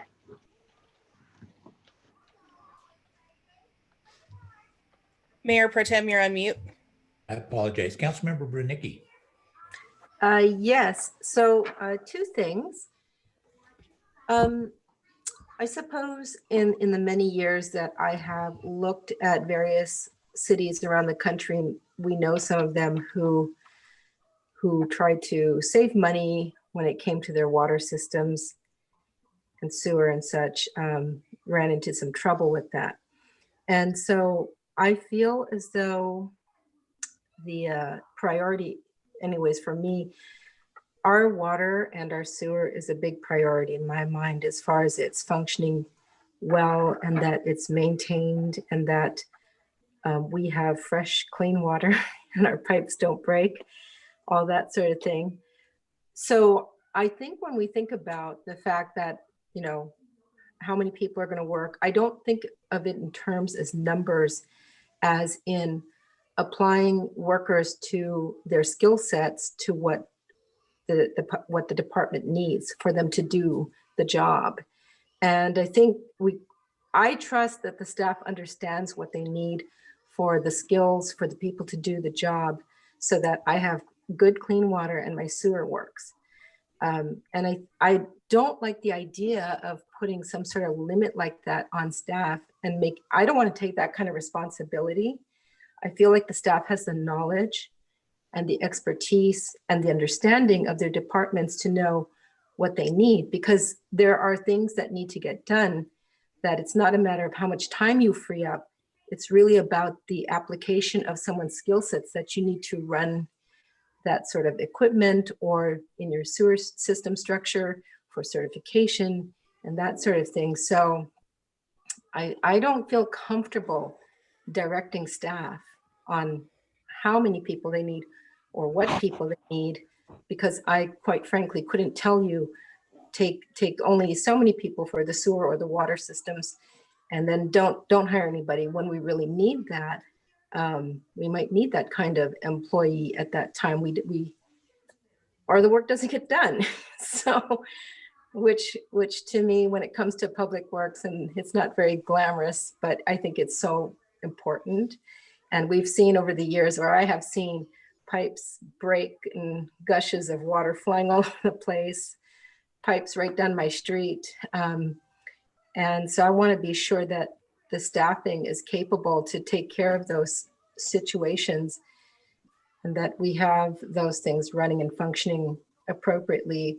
I have seen Steve work over the years, and he's always been very methodical and practical and done a great job with that. So I'm going to trust his idea of how to manage that better than my idea. Thank you for that. It's always one of the challenges for council. We ask staff to tell us what they need, and then we get to decide whether they get it or not. It is part of our responsibility to make that decision at what level we staff all positions, all the departments. But you know, they're honest and coming forward and telling us what they need. So this is why this is so important to us. Mayor? I just want to point out, as Director Mason mentioned, you know, our general fund deficit is primarily due to one-time expenses. So that is a huge chunk of where we're at. But in regards to the public works positions, most of those are coming from utility funds. I do want to remind the body that the parks position was approved in the budget with a budget note that said that Steve would come back to the council. So that was in our org chart in the last budget cycle. So we have a couple of positions that have been approved in the budget for the last 2 years that we have not been allowed to fill. Additionally, I do want to remind folks that we still have, even with these new employees in public works, we still have fewer employees than we had at the city in 2008, and our city is nearly twice the size. I know that Steve has put an extraordinary amount of time into this. And in fact, the parks worker, I believe, was asked for well over 10 years before it made it into the budget 2 years ago. And that's really important to remember. And also it's really important to remember that rates will not go up on utilities as a result of hiring the water worker and the sewer worker. So that's a very key, important part of the operational picture. In relation to if council is not comfortable with hiring all the positions and is really concerned about the general fund, If it means that Steve gets the people he needs and that our city hall gets the people they need, I can do without the policy analyst. It just means we're further behind. We can cut that out if it means, I would be happy to say, let's get rid of that if the staff gets the staff that they've requested and that they have needed for several years. So I want to throw that out there as a possibility. But also to Councilmember Brodnicki and Mayor Pro Tem Remington's point, sewer and water, we don't have a choice but to make sure they operate correctly, or else we get in big trouble. And we need to make sure that we have the right people in place. And I don't think that anyone other than the department director should be deciding directly how his staff are allocated, since the department directors are overseeing those staff on a day-to-day basis. The legislative body role in this is to decide how many positions to fund and what total funding to do. Our directors need to be able to determine with their professional skill set and background how they allocate those employees and specifically what those employees do to get the job done. So, I mean, I hear the concerns, but I've also come from, 11 years of cut to the point where the city can't keep up with its basic obligations. We are in a position where our revenues our finance director projects very conservatively. And in fact, our projections 2 years ago were very conservative. And now we've had significant more revenue come in over the last biennium than expected due to those conservative projections. We all expected the bottom to come out of the economy within the last 2 years, and it didn't happen. We know it will happen someday. But also, part of that general fund operating deficit is plugging more money into the contingency fund, putting more money in advance into the equipment rental fund, and really doing what we can to shore up our existing reserves and creating new ones to shore us up for the future. So I just want to remind folks of kind of that big picture, and also offer up an opportunity because I really firmly believe that these positions are needed. And I'm more than happy to give something temporary up to make sure that our staff have the people they need to carry out our tasks at hand. Thank you, Mayor. I really appreciate our ability to just have a mature collegial discussion on these. These are tough issues, and I appreciate everybody giving their own thoughts and input. Councilmember Lingle. Again, I wasn't part of the last budget process, but the way I've approached the budget is, my philosophy has been, a little bit of channeling Matthew Iyer, I guess, is, what do we basically need to maintain where we are? Now, one of the great things about our Public Works Department, and this is, certainly a tribute to its director as well as its senior staff, is that it was recognized for its excellence in the last year. And that doesn't take away from the need of staff, but I think wanted that to be said but when I look at budgets and I want to add or take away, I always look at it as, as the mayor just said, what do I want and what am I willing to give up? And I don't know how other council members have looked at the budget, but we haven't really had a chance to have that discussion. We're talking about components of the budget. And so I don't know where it's appropriate or my opportunity is to point out somehow things can move around. And everybody already knows that I'm pretty concerned about public works and how we approach it. And it might be a longer term discussion, but some of my observations do have to do with the general fund. So I want to acknowledge what the mayor said about what she's willing to give up in the process. And, council, I think, needs a little bit of time just to make our final pluses and minuses. And I think this is why I feel like we probably need to go to December 15, because we only have really December 1st now to do that trading around. Nobody should, I don't think anybody here is saying that these positions aren't valuable or the recommendations of a director are not valuable. Thank so you. when do we get to do that, Mayor Pro Tem? Well, You know, we'll see where our discussions go this evening. We have, you know, our 12-1 meeting as well to narrow these topics down.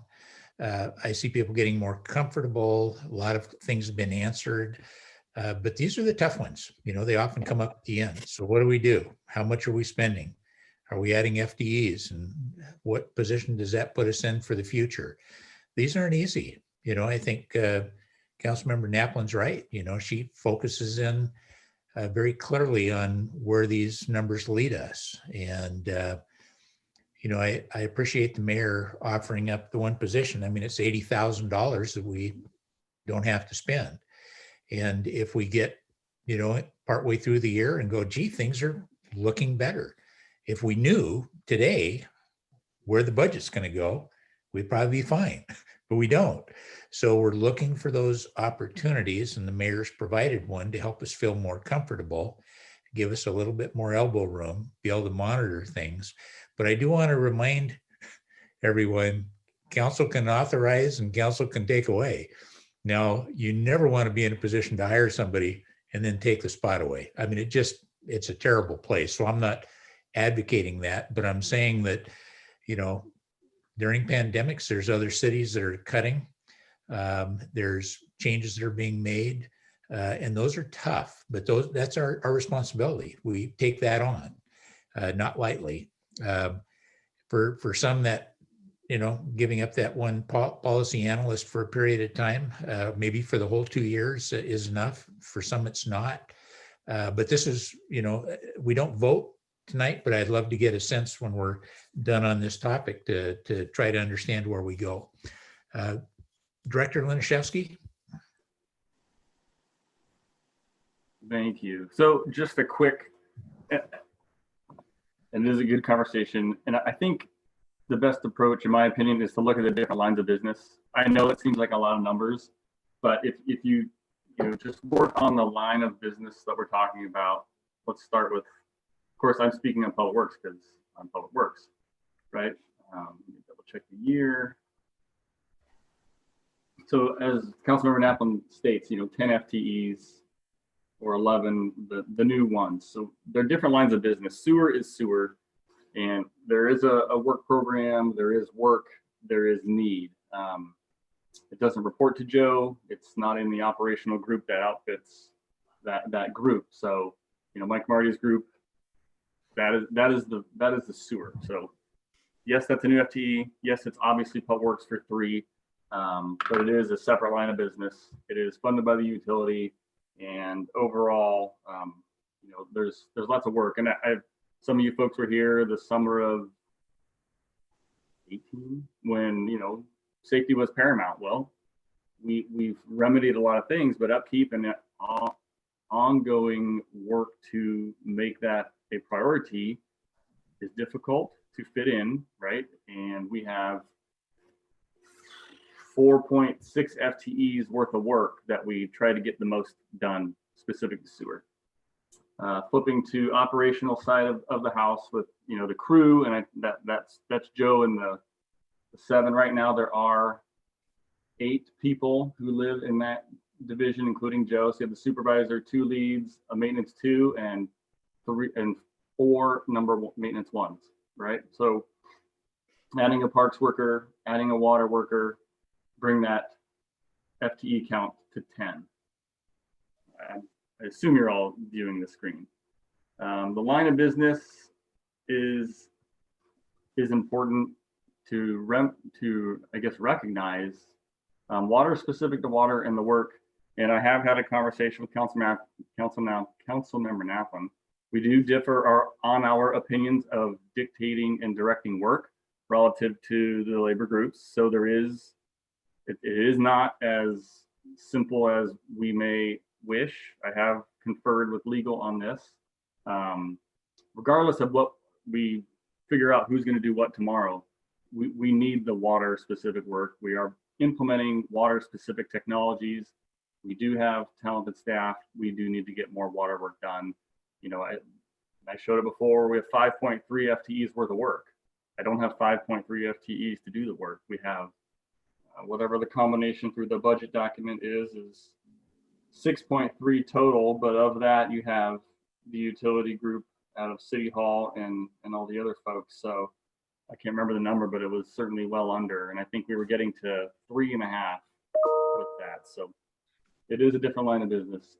Parks, and I know, you know, we're not asking for things we don't need.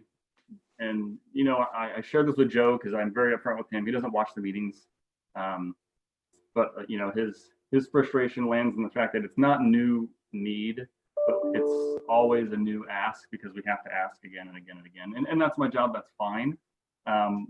What I want is the work to get done in an organized way that creates significant amounts of efficiencies, and we can count on significant work plan to be implemented. We cannot count on that the way we operate because of the variable nature of what happens day to day. We don't have enough guys to, if something, you know, happens, the shift, the bulk of the crew has to shift. We can't just leave half of them doing what they're supposed to do so we don't get behind, you know, just to start the next day. So the workload is there. I'm more than happy to work with and I'm looking at my screen, sorry, I'm not turning my head on purpose, to work with the union on converting an internal hopeful vacancy into a parks worker, because that does save money. We have 5 acres of parks coming on and a boatload of work in parks in general. The ball field needs daily work that we don't get to give it, and it's a significant investment, right? Besides the plant, it's the city's largest investment. So I guess I ask that we kind of separate the lines of business, and if we go one by one and talk merits, then that's great. I have no problem with that. But just to commingle a number and say, well, 3 is too many for anybody to get, well, I disagree. And I would like to, you know, if we could look at it line item of line item, business line by business line, that might help people understand and become more comfortable too. But that's my 2 cents. Steve, thank you. Other council members, questions, concerns? Councilmember Lingle. I'm sitting here looking at the budget book, and I guess I thought I was tracking everything. The comment was made that in the negative fund balance in general fund, there were some one-time expenditures. And so I am looking for what those are. So that's one question. Can we just take that first, Dot? Are you okay if Dana? Yeah, that's fine. I'm Okay. just trying to track it all here. No, that's okay. I've got my budget book, so Good. I'm trying to track all these choices down. So Dana, one-time expenditures we talked about, can you identify those for us? Sure. So right off the bat, 50,000 of them are in executive for change in government costs at placeholder, and then $20,000 for a long-range financial planner. And then in executive, we have the $80,000 for a policy analyst, $10,000 for workflow analysts. And then we also have, this actually isn't really a one-time expenditure just because we're hiring a city administrator, but we do have the interim city administrator search services and the interim city administrator, which is $130,000. So those are some that are just kind of right off the bat. I'll see if I can find any, but why I'm looking for other ones, I also wanted just to point out that the water fund and the sewer operating fund have a pretty significant operating margin, a positive one, even with the positions in the budget. So, okay, so to follow up on that then, I'll ask another question, which has to do with another subject near and dear to my heart, which has to do with some of the technology we want to buy and the ongoing costs associated with that technology. When you budgeted in 2021, 2022, probably more likely, how did you treat that ongoing expense, assuming that technology would be purchased? And I guess there's more than one. I mean, there's the finance related one, which I've already spoke about.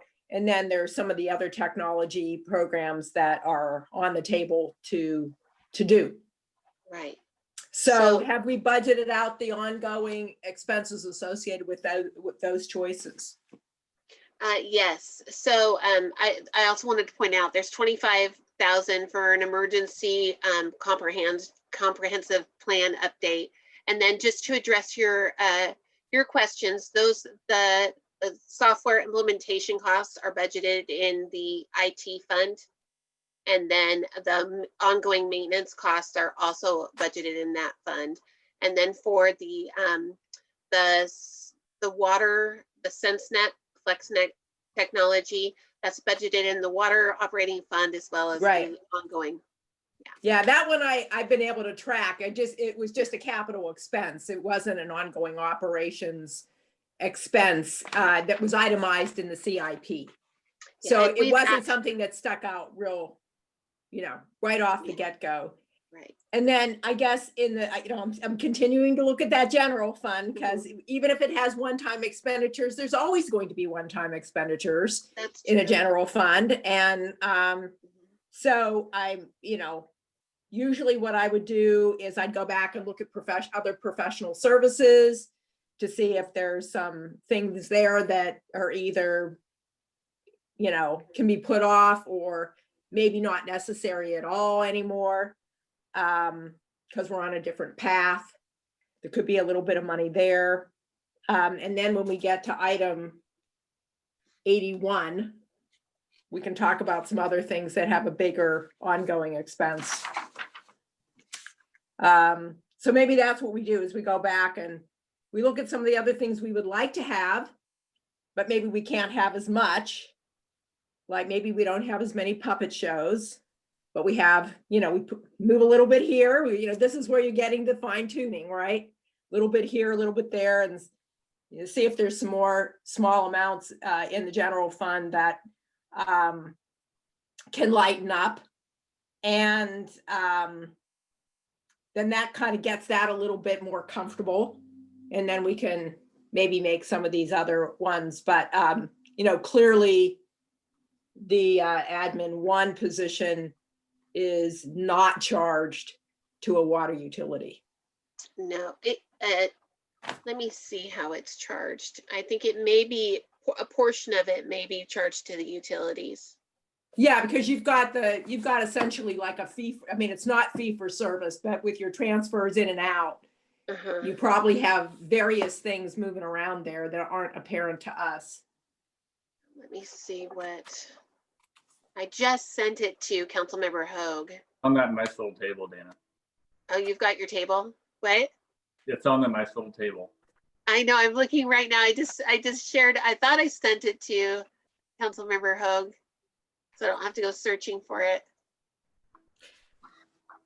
A bad thing just happened. I got my budget book out of order. That is not, that's not a good idea. Dana, it's 69% to the utilities. Okay, thank you. Admin 1 in the second year of the budget, right? It's not years, it's just in the second year. Yes, I see that. Yes, 69% to this is utilities, which is what our admin 3 is as well. So Steve, you said that that's in the second year. Is that funding for the utilities part, or do you mean the position doesn't start? The position starts the second year. The admin 1 position is a 2022 position. When the city administrator starts. Okay, thank you for clarifying. So we're still talking about personnel. Councilmember Naplin had suggested that we not add all those positions to Public Works during this budget cycle to give us more elbow room and do it gradually over time. We've also heard comments that, those are priority and we should fund them. We don't vote at these meetings, but I would like to get a sense of where folks are. It sounds like we're a little bit over the, different, coming from different places, which is normal. But I'd like to get a sense about, is this something in here that would cause you to say no to the budget? And that's really important because we're coming up in the next, by the way, the decision of when we approve a budget is council's. It's not mine. My decision. So we can continue these discussions. Our concern is about what it does to staff because with holidays and all, that's just practical. But the reality is we want to get this right. So if there's something in here that you just say, look, I can't approve that, it'd be nice to know that so that we can take that into consideration. I don't think anyone said they're not important positions, that they aren't valid. The question really is, can we afford them? How close does it get to overspending our budget or committing to positions that we don't have funding? Dana suggested that, yes, in the future, we may have to look at additional funding resources to help support some of the work we want to get done. Councilmember Bernicki? So as it stands with the positions and what the needs are, especially when it comes to the infrastructure of the city, you know, I look at, this is the citizens' monies.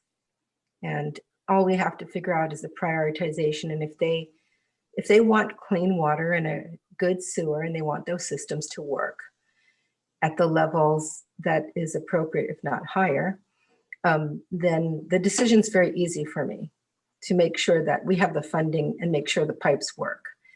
That I can give up so many other things, but the pipes have to work. The utilities have to function. And I would say that in the idea of, you know, oh, we have these positions and we're stuck, we really aren't. I've been here over the years and years and years and have watched where positions, in fact, Mayor Ackerlander was here when we had a huge layoff because of something, I guess, I don't know if it was the economy at the time or what happened, but we adjusted everything and we did it within a few weeks. It can be done.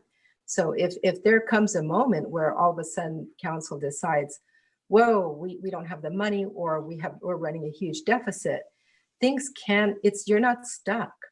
And we fix that fairly fast. And so, but you can't fix something fairly fast when you didn't give the appropriate support to do the work. And all of a sudden we are, you know, and I don't want to name other cities, but we've all seen in the news some of those cities who tried to really cut their budgets and made terrible decisions just because of money. And all of a sudden they don't have clean water. So I'm just thinking in terms of it's the people's money. And I want to make sure that the infrastructure works and at the very least, make sure that happens. I don't want to hamstring the administration by dictating how to hire or what to do, because I can be honest that I don't run public works to know enough to know how to manage that, to say when or how or what. I am trusting that the staff that the city has that's been hired understands and they know what we need and they're giving us the best advice. And if we think that financially we're in trouble or something, we can quickly make a decision and change that. That's not a problem. Are there any of the positions, Diane, that you wouldn't support? The mayor had said that if it's necessary to keep the other positions, that she was willing to give up the policy analyst, the 80,000 in this budget cycle. Are there any other positions? Go ahead. I'm fine with keeping those positions if she chooses to give up the policy part.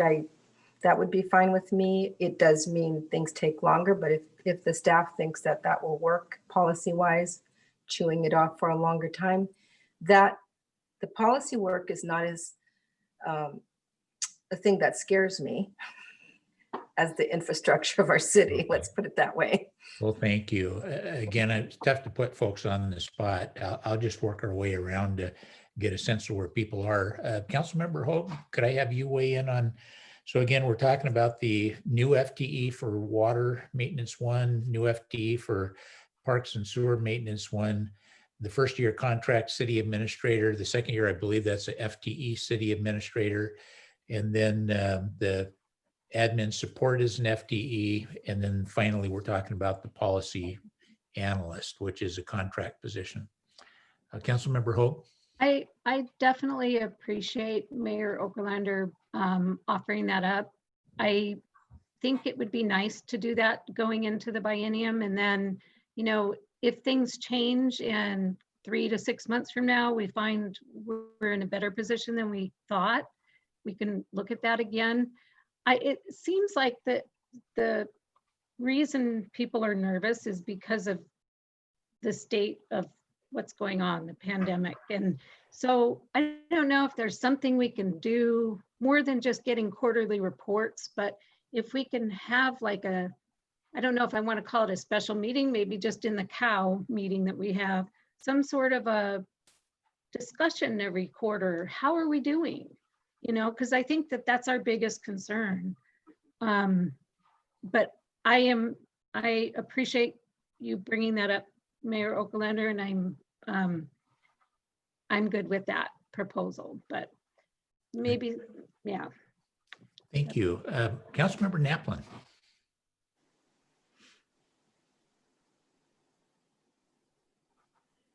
It's not, there we go. We can hear you. So yeah, I think 3, going from 7 maintenance crew to 10 all at once is a lot. I think we've talked a lot about freeing up time with different things we're doing. I think adding 1 at a time over the 2 years is where I'm at. I don't want to tell Director Laniszewski which one, how it works, this or that. He knows how to direct his staff, but I mean, that would be even going from 7 to 8, that's what, 15% more.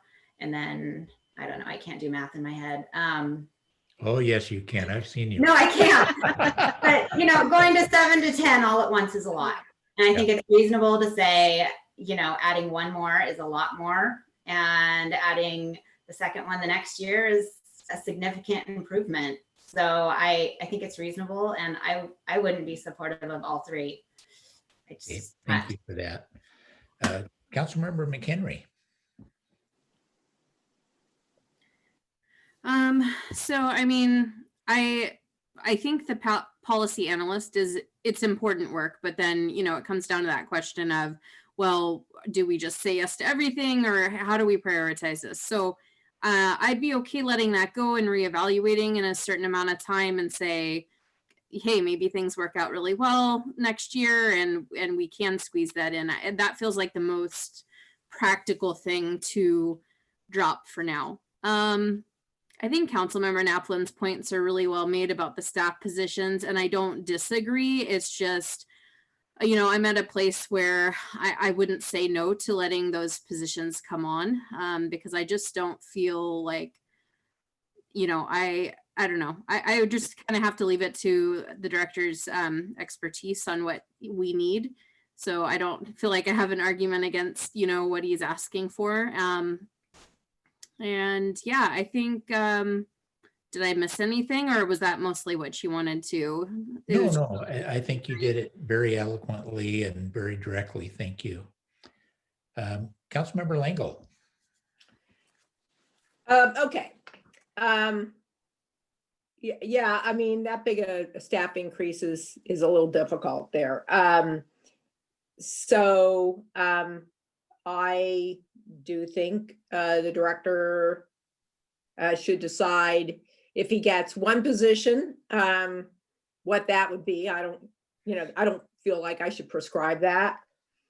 I still don't feel like we ever really explored seasonal workers for some of our parks work. And part of why I'm sympathetic to still exploring that is that when we do contract out for that, it also helps support the business community.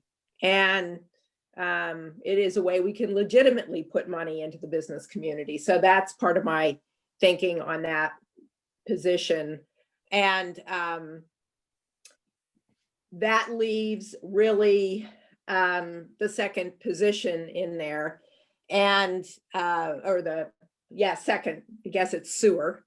And given that the admin one for finance and administration is deferred to 2022, it seems like it would be reasonable for at least one of the maintenance ones to be deferred to 2022, unless we can find some other money to move around to that relates to public works. And I have some thoughts about that. And you know, yes, I know this is in a total thing and you've got different fund sources and so forth, but at the end of the day, it all still has to balance out, right? And we have some pretty ambitious goals for 21, 22. So I guess that's my thought off the cuff.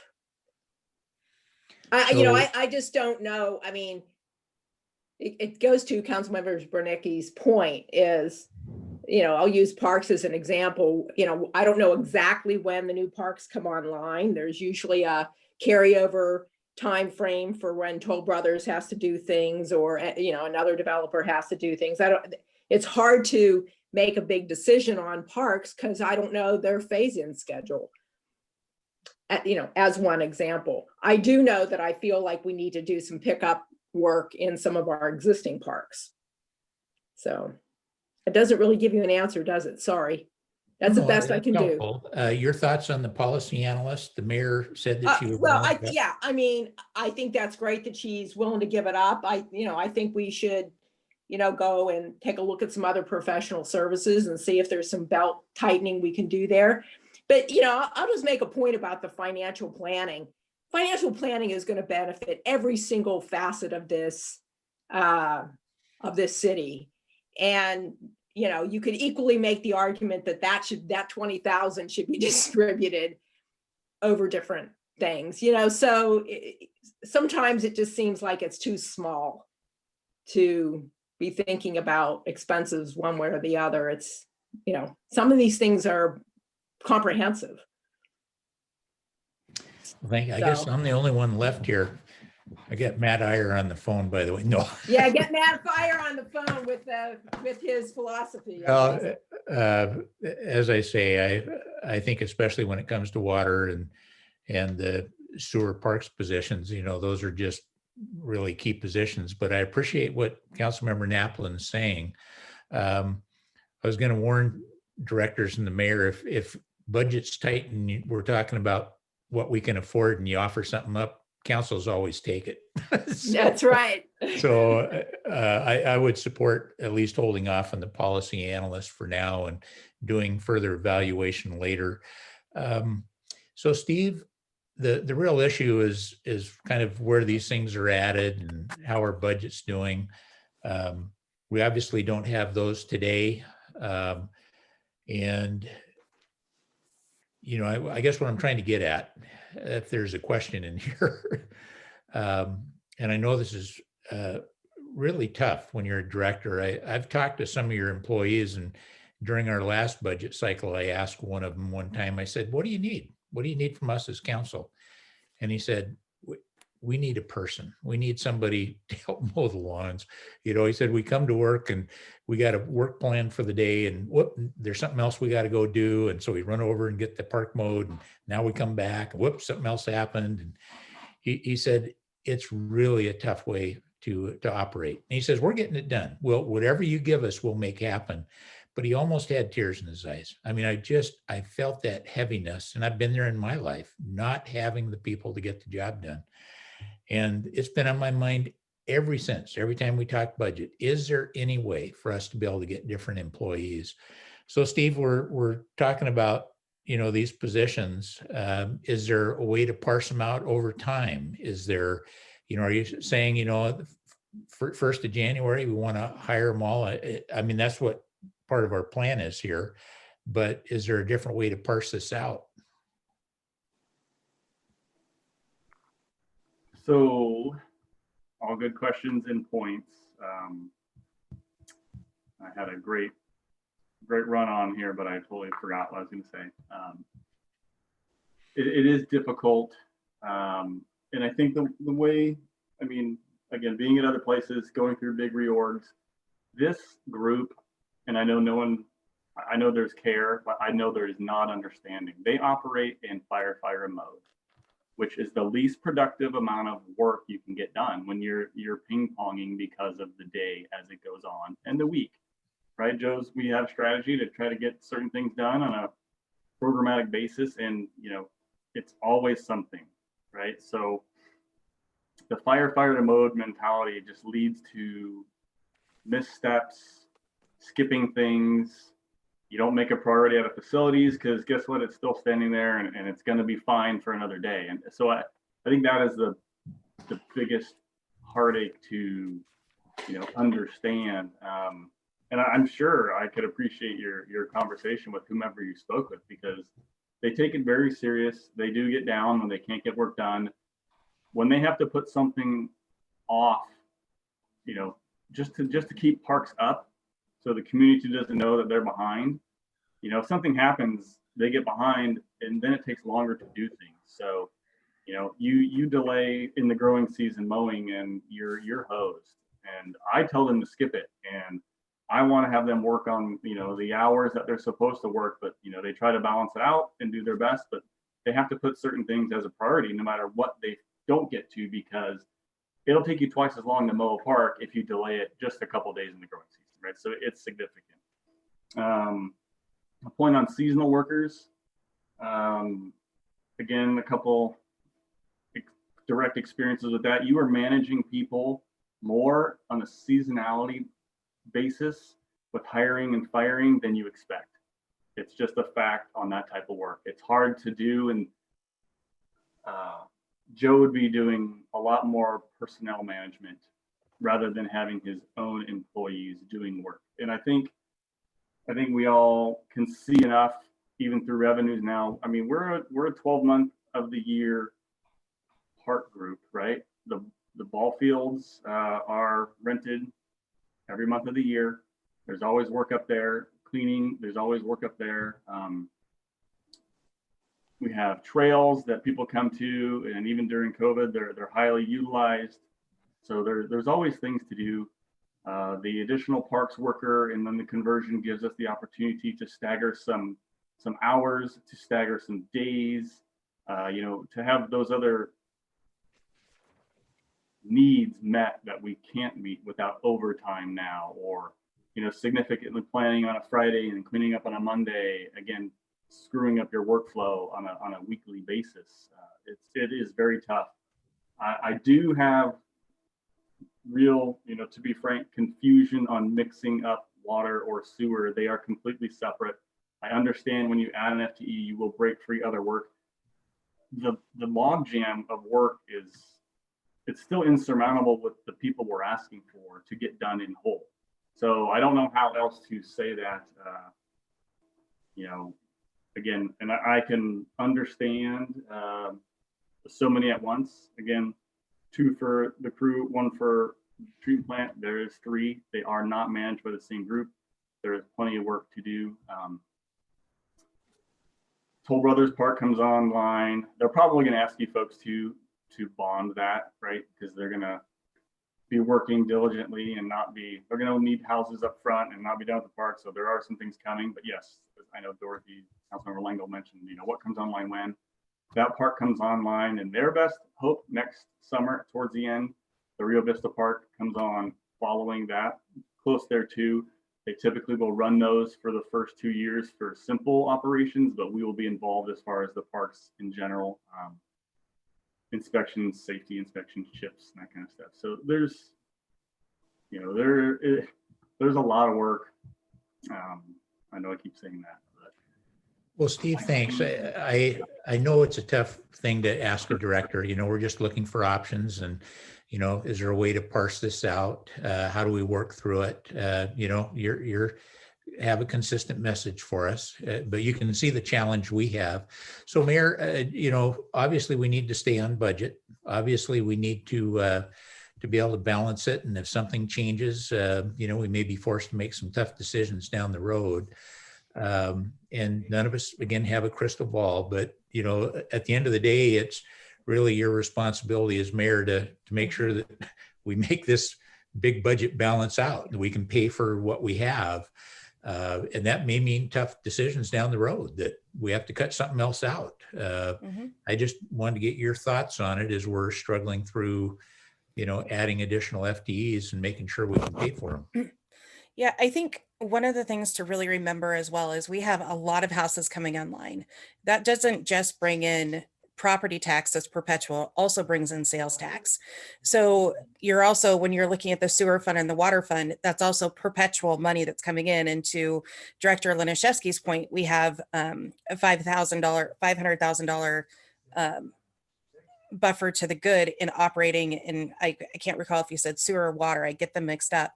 But you know, I've had very similar experiences with employees as you have, Mayor Pro Tem, and they have been working so hard to get this work done.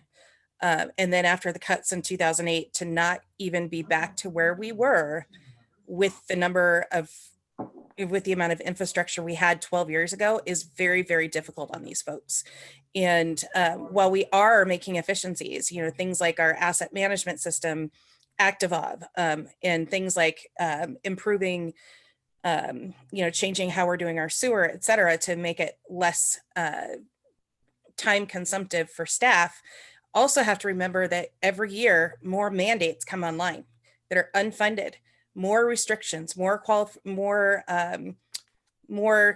rules that, especially in water and sewer, have to be followed, which takes on additional time. So oftentimes when you get that employee staff time savings, it's replaced with other things. So to Mr. Laniszewski's point, even with the hiring of these employees, they're still not going to be able to get everything done. And that should be a really strong message, that, you know, if we don't take care of our infrastructure now, which means in this case, hiring staff, we're going to pay for it later. My perspective as a resident, as a longtime government employee in different forms of government, and as your mayor, is that it's better to pay now when the cost is lower than be in an emergency situation and pay a much higher cost. And besides staffing, that cost could be in safety for our employees as well. And so if we're in a real serious situation and we don't have enough employees to call in on staff, that could be a health and safety risk for folks. So that's just, you know, those are the things that I think about on a daily basis. And as we develop this budget, we didn't propose any FTEs that we didn't believe were sustainable with our current course trajectory. So we know that over time that we could end up with a recession like we had in 2008, and we could end up having to cut. That's just the reality of the cyclical nature of government and government revenue.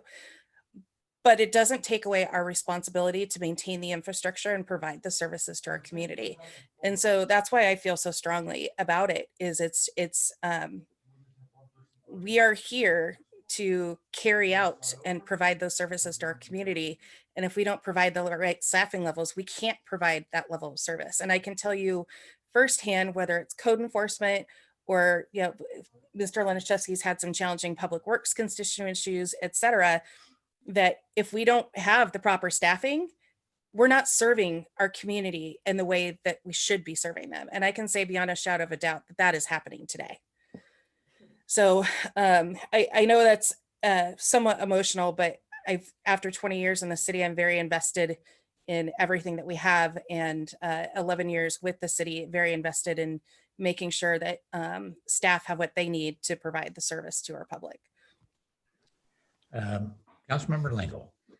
Okay, so, you know, again, I'm looking at things pretty holistic, so I want to double check some various notes I thought I saw. As I recall, the council has not made a decision as of yet about where we meet. Is that correct? We haven't made a final decision, although the majority sounded like they were fine moving from the school district to the Duval Visitor Center. So is that rental amount still in the budget? Dana, I guess, is that, I thought I saw a budget note in your department details that was still in the budget, and there was funds allotted for replacement of chairs, tables, whatever. Am I remembering that right? Yeah, so there is $6,000 in the budget. In prior years, it's been around $15,000 for council room rentals, meeting room rentals. And then there is, I believe, There is $5,000 for chairs for the DVC, yeah, for furniture. If the council wants to move there. And I think there's, in the council budget, there's also allocations for retreats or whatever. And in the past, we've kind of split that up. Sometimes we've actually rented a place and sometimes we didn't. Is there an allocation in there for that? There is $1,500 for the biennium for retreat facility rentals. Okay. Dot, just to give you a little background, I was asked about legislative items and brought it to one of our cows. And, you know, I said, you know, it's mostly because of COVID-19, we're probably not going to be doing a retreat at a facility. And so we were asking every department where they could cut. And Right. the two areas that it seemed like we could do that in a very practical way without affecting us too much was not to do a rent someplace when we'll probably be on Zoom anyway. And the other was the possibility of moving out of the school district building to the Duval Visitor Center, with the understanding that we'd probably have to have some upgrades to meet our needs at the visitor center. Right. I mean, I'm just looking at this in the spirit of things, okay? And I mean, I think I've said it publicly before, I'll meet in a tent if that's what it takes to keep our budget balanced. I really don't care where I meet, and I don't care if I have a nice table or not, and I'll bring my own chair if I have to. So I don't really care about that. Okay, so my point here is there's probably a little bit of money floating around that will take some of the emotional pressure off of some of this. And maybe we can just go back over the next week and think about some of this a little bit more. What do you think? Well, you know, it really is up to council. You know, we're looking at a very important part of the budget, and that's, you know, adding employees. That's a big decision to make for a council.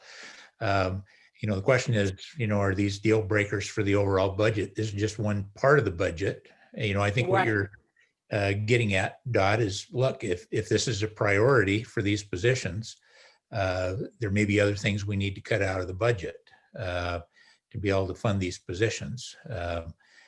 You know, those are always tough decisions. Dana? I just wanted to remind everybody that 2 of the positions of the 3 positions that you're talking about have no general funds. The water and the wastewater treatment plant positions. So, and both of those have very healthy fund balances and very good operating margins. So just as a reminder. No, thank you for that. That's important. Councilmember Brunicki.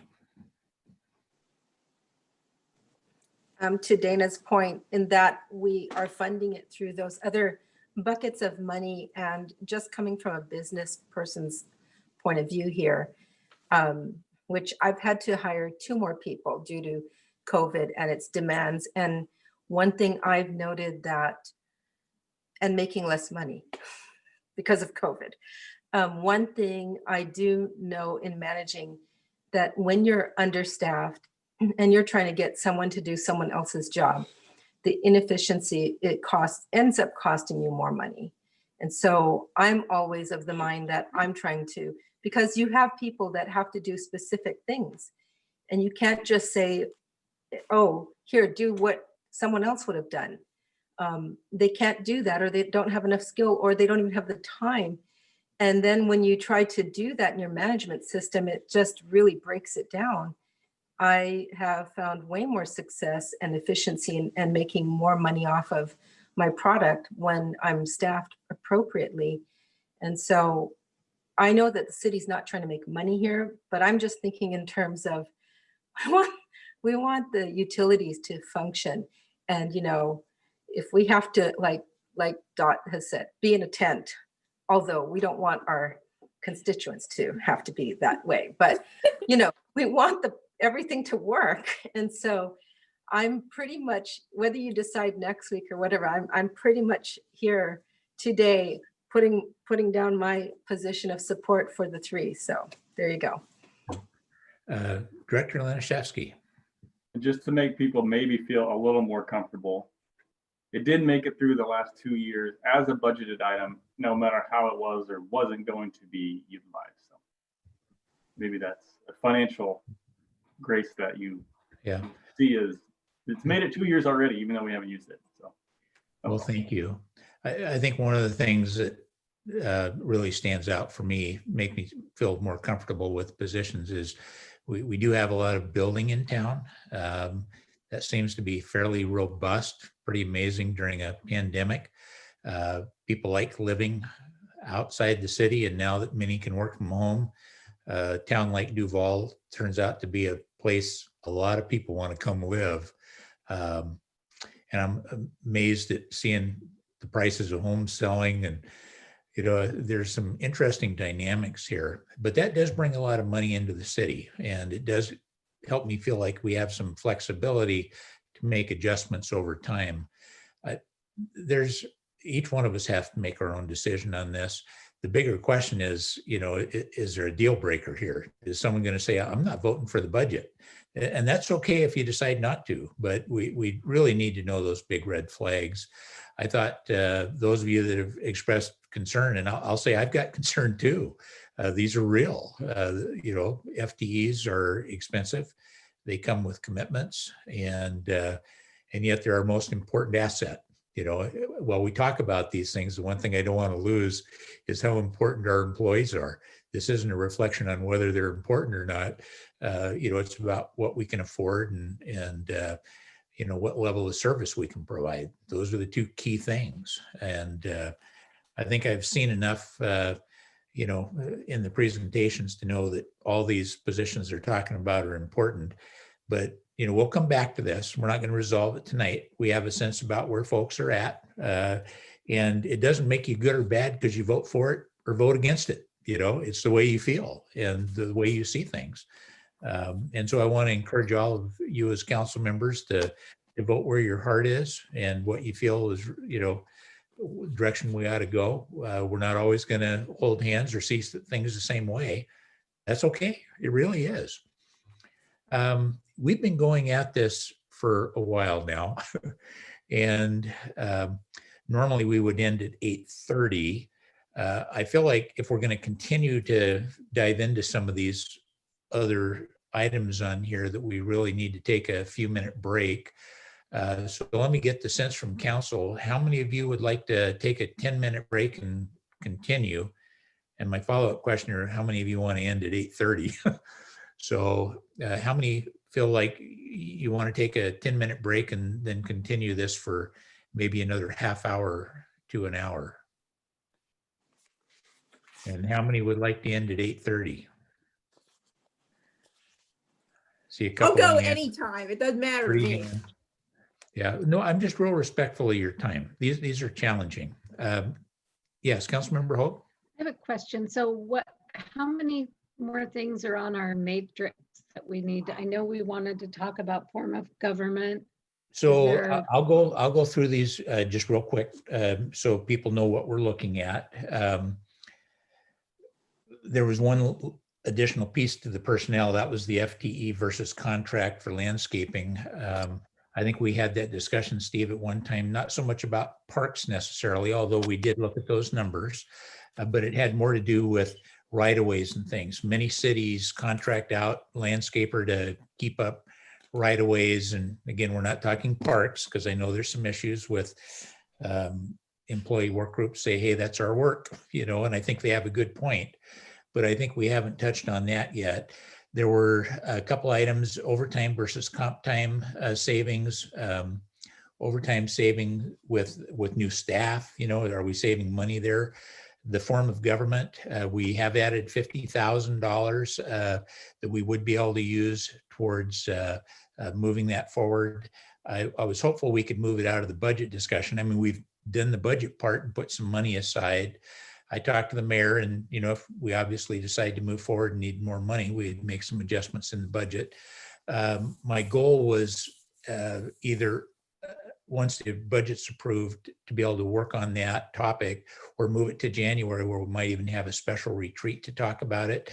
Right now, the mayor and Laura have been working with Daniel to help bring additional information forward to us so that we are all on the same page. We understand, what it looks like, what the costs are, what the impacts are.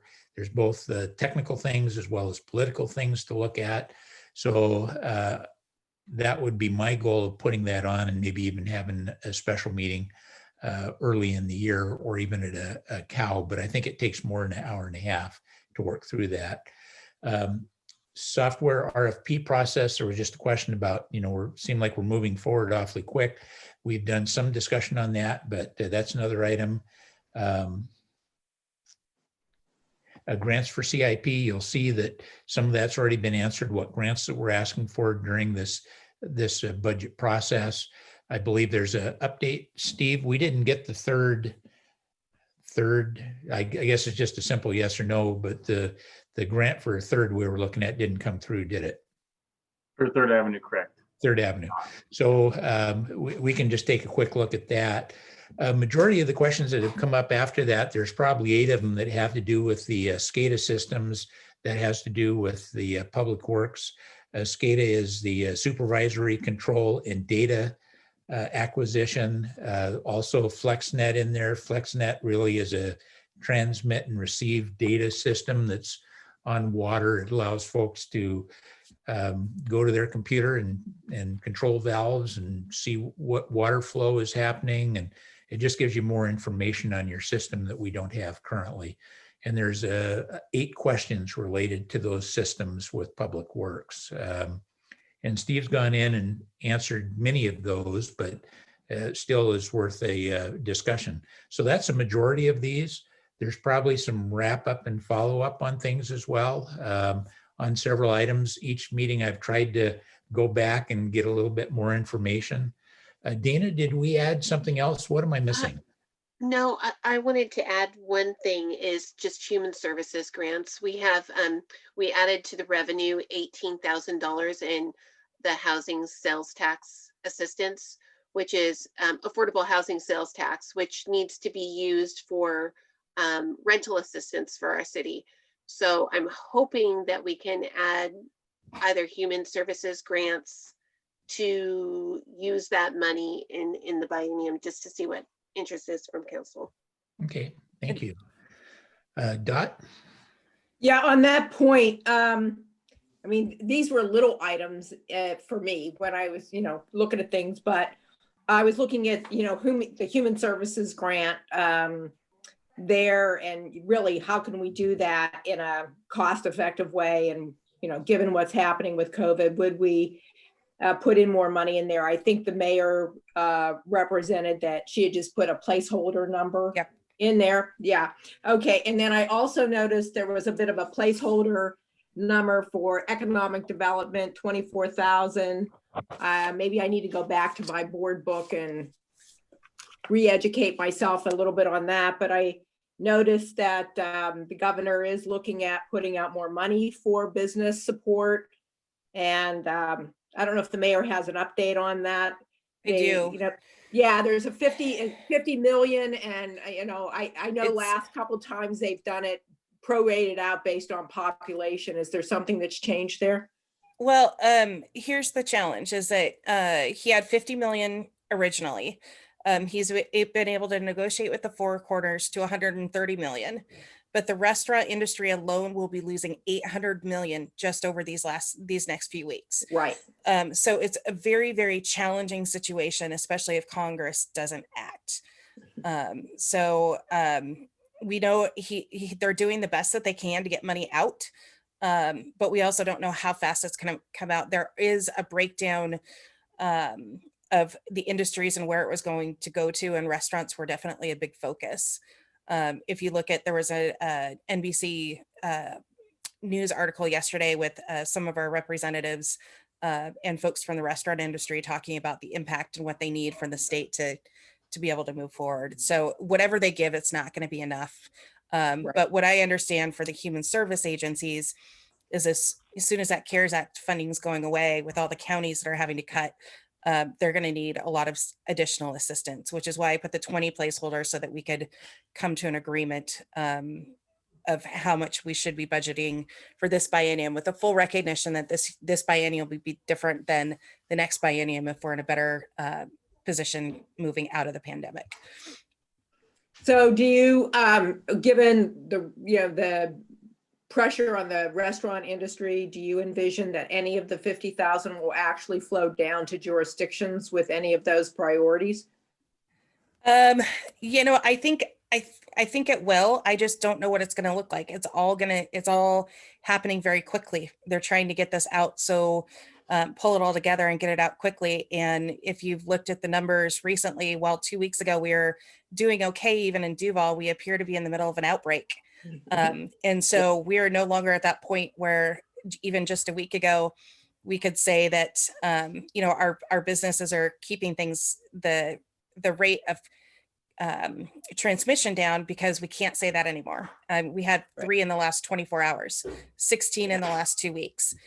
So that tells you that folks are letting their guard down, and it's a natural thing to happen at this point. And right now, nothing's predictable. I think Dr. Fauci said today, really the worst is yet to come, where the spike is going so fast that we're going to see a huge hit. And we can just hope that the state and federal government can bring some more money back to us.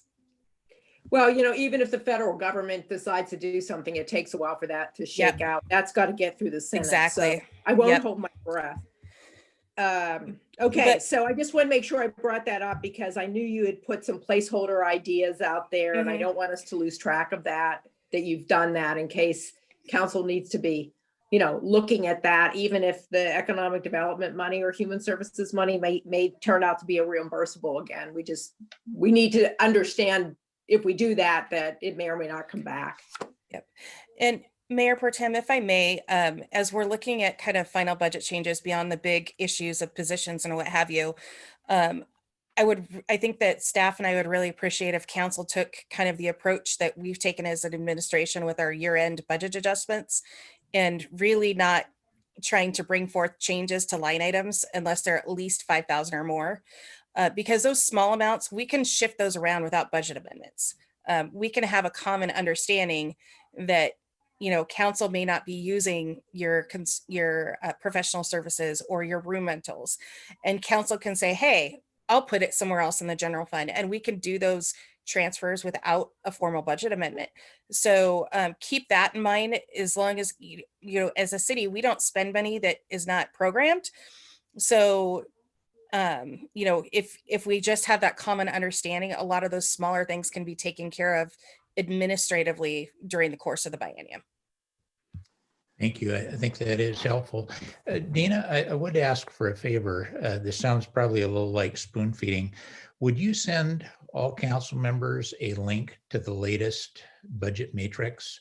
I tried myself to get in and it wouldn't let me in, and I had to kind of go a different way. It was kind of an oddball thing.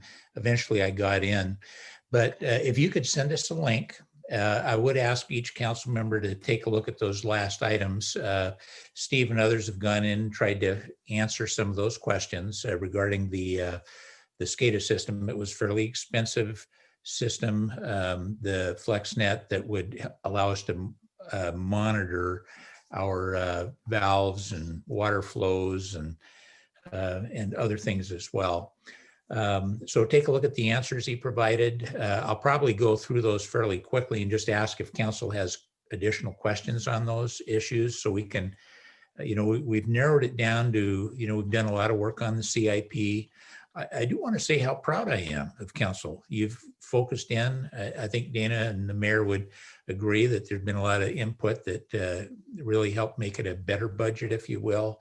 We've gotten a lot of things answered for our citizens.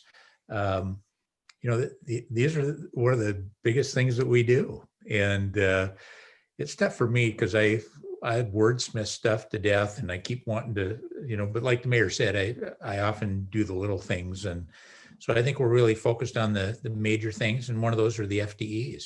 We still have a lot to, discussion and find out where everybody lands. At the end of the day, we'll have a budget in front of us, and we get to vote yes or no on it, and see if we can move it forward. And And I always try to remind folks, budget's never really done. You know, we always like to say, okay, that's done. We signed it, we moved on. But we've seen all through the year, we come back, we touch all kinds of parts to the budget. There's additional things we need to discuss to try to understand exactly how they're going to lay out. You know, we may have appropriated the money, but now we have to actually approve spending it and so on. So this is an outline for the year, and I couldn't be more proud of you. This has been amazing to watch the process. I know that this can be gut-wrenching part, especially for directors when we're talking about their FTEs they want, for council that are looking at the dollar figures and can we afford it? It's tough. You know, I'm not going to sugarcoat it. Dot, you had your hand up. Yeah, I just wanted to make sure for our December 1st work session on the budget, I want to be sure that I have an opportunity to present my thoughts on the CIP and the scope of work. So I'm requesting that. Yeah, absolutely. And you're more, by the way, Dot, you know, you're very good at putting things in writing. You're welcome to send out your thoughts to council. It would be don't reply, but to say, here's, you know, because you've focused a lot on the CIP, and I think folks are very interested in what you have to say. We've had a lot of answers to those questions, narrowed it down a great deal. I think we have better understanding. But certainly if you still have concerns or specific things you want council to focus on, that's very important for us. Yeah, when I looked at the CIP, I focused very much on the priorities that Steve put forward. And on that basis, I evaluated the CIP budget and also how public works staffing impacts the general fund. Okay. Are there other items that council members want to share before we move on? Key things that are of concern that we haven't addressed yet? Things that you say, hey, you've got to circle back. Certainly the FTE positions are one of those we will circle back. Are there other items that are really outstanding that I need to make sure that we have on our next meeting? Steve, and then Dana. Oh, go ahead. I would say for those topics, what else could be a benefit for the discussion? So I have, you know, like the workload tables for water and sewer. You've seen one for water. I have one for sewer. What do we need? Do you need the revenue side to be looked at again? Like what would be helpful, I guess, Mike? Because I mean, we can have the same discussion, but without an end, we need to figure out how to get to an end. And one way or the other, it doesn't matter. But what do we need to see? So. Well, no, that's a fair question. Council, are there something you need to see to if you're on the fence? If you're not on the fence, it doesn't matter, I guess. But if you're on the fence with it, what is it you need from Steve? I don't need anything. I don't think we need any additional. I think we had it all. It's a tough discussion. I mean, we got the information, you know. I will encourage council, just something I learned from the Bible. It said, let your yes be yes and your no be no. Sometimes it's tough because we get wishy-washy or we're all over. We try to sugarcoat it, but, you know, it's pretty simple. You know, we're asking for decisions now, and it's okay to say yes is yes and no is no. Dina? Was there anything that we came to tonight that you want me for the December 1st meeting to take out of the budget or add to the budget? So I've got all the changes from the 17th meeting, but I don't really have anything except for possibly taking out the policy analyst. And then are you comfortable with me adding $20,000 in human services, specifically for the use of the sales tax housing assistance, sales tax from housing assistance revenue? So we'll take those one at a time. So council, again, don't officially vote, but to get your feel of where we're at, the mayor had offered up the policy analyst position at $80,000. Dana's wondering, do we remove that for the budget for now? And how many would say yes to that? And the caveat again is that we relook at it, but giving it up so that we get the other positions. Yeah, I think that's the idea. We certainly can bring it back and take a look during the year, but it looks like Mayor Dana, yes, council sees that as viable right now. And the other question you asked, I'm sorry, it's getting late, I guess, for all of us. Oh, I didn't word it very well. The 20,000. We just added $18,000 from the housing assistance sales tax that the city receives. It's supposed to be spent on rental assistance. So is it all right if we also have 4,400 from 2020? So we'll have a small pool of money to start with. Are you okay with adding an additional $20,000 in human services grants to spend that money to be specifically for rental or utility assistance? Yes. And I Mayor, guess the question is, do we have a process to do that then? I mean, my sense is folks are okay. We've got the money. Let's spend it and help folks during this pandemic. But is the process in place timely enough to get that done and make it happen? Well, we could grant it to some of our human services providers that do specifically. Yeah. Yeah. Do you have an example? I think there's two that I can. Yeah. St. Vincent de Paul does rental and utility assistance, and HopeLink does as well. Is that limited to here in town, or can it go? So it's just it's within our boundaries. Yep. Okay. So with that, council, is everybody okay spending that money that's available? It looks like everyone's nodding. I think you got 100% on that, Dana.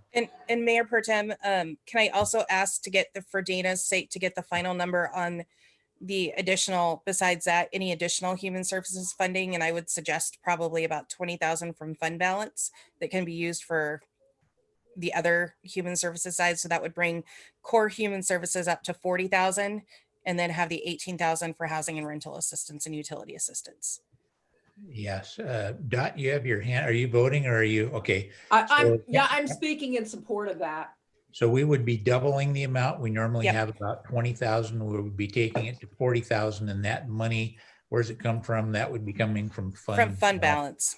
Yeah. Yes. And is it okay to make it 20,000 for the utility assistance? Because we do have some carryover from, okay. Yeah. So council, just show of hands, how many would support that change? So it looks like the majority would support that as well, Dina. Thank you. Well, thank you. I'm not sure how the next meeting will go exactly. We got a lot on our plate yet, but I appreciate it. I'll try to do as efficient job as I can to get through these. Please do take a look. Dana will send us a link to that matrix. Please take a look at it. And, if you've got specific questions, let us know. And if there's those red flags that just make you say, I can't vote for this budget, either because of a line item or something else in there, please speak up and let us know and see if we can't work through it. And with that, I think we're at a point we can adjourn our meeting. Thank you, everybody, for all your input and work. Good night. Night.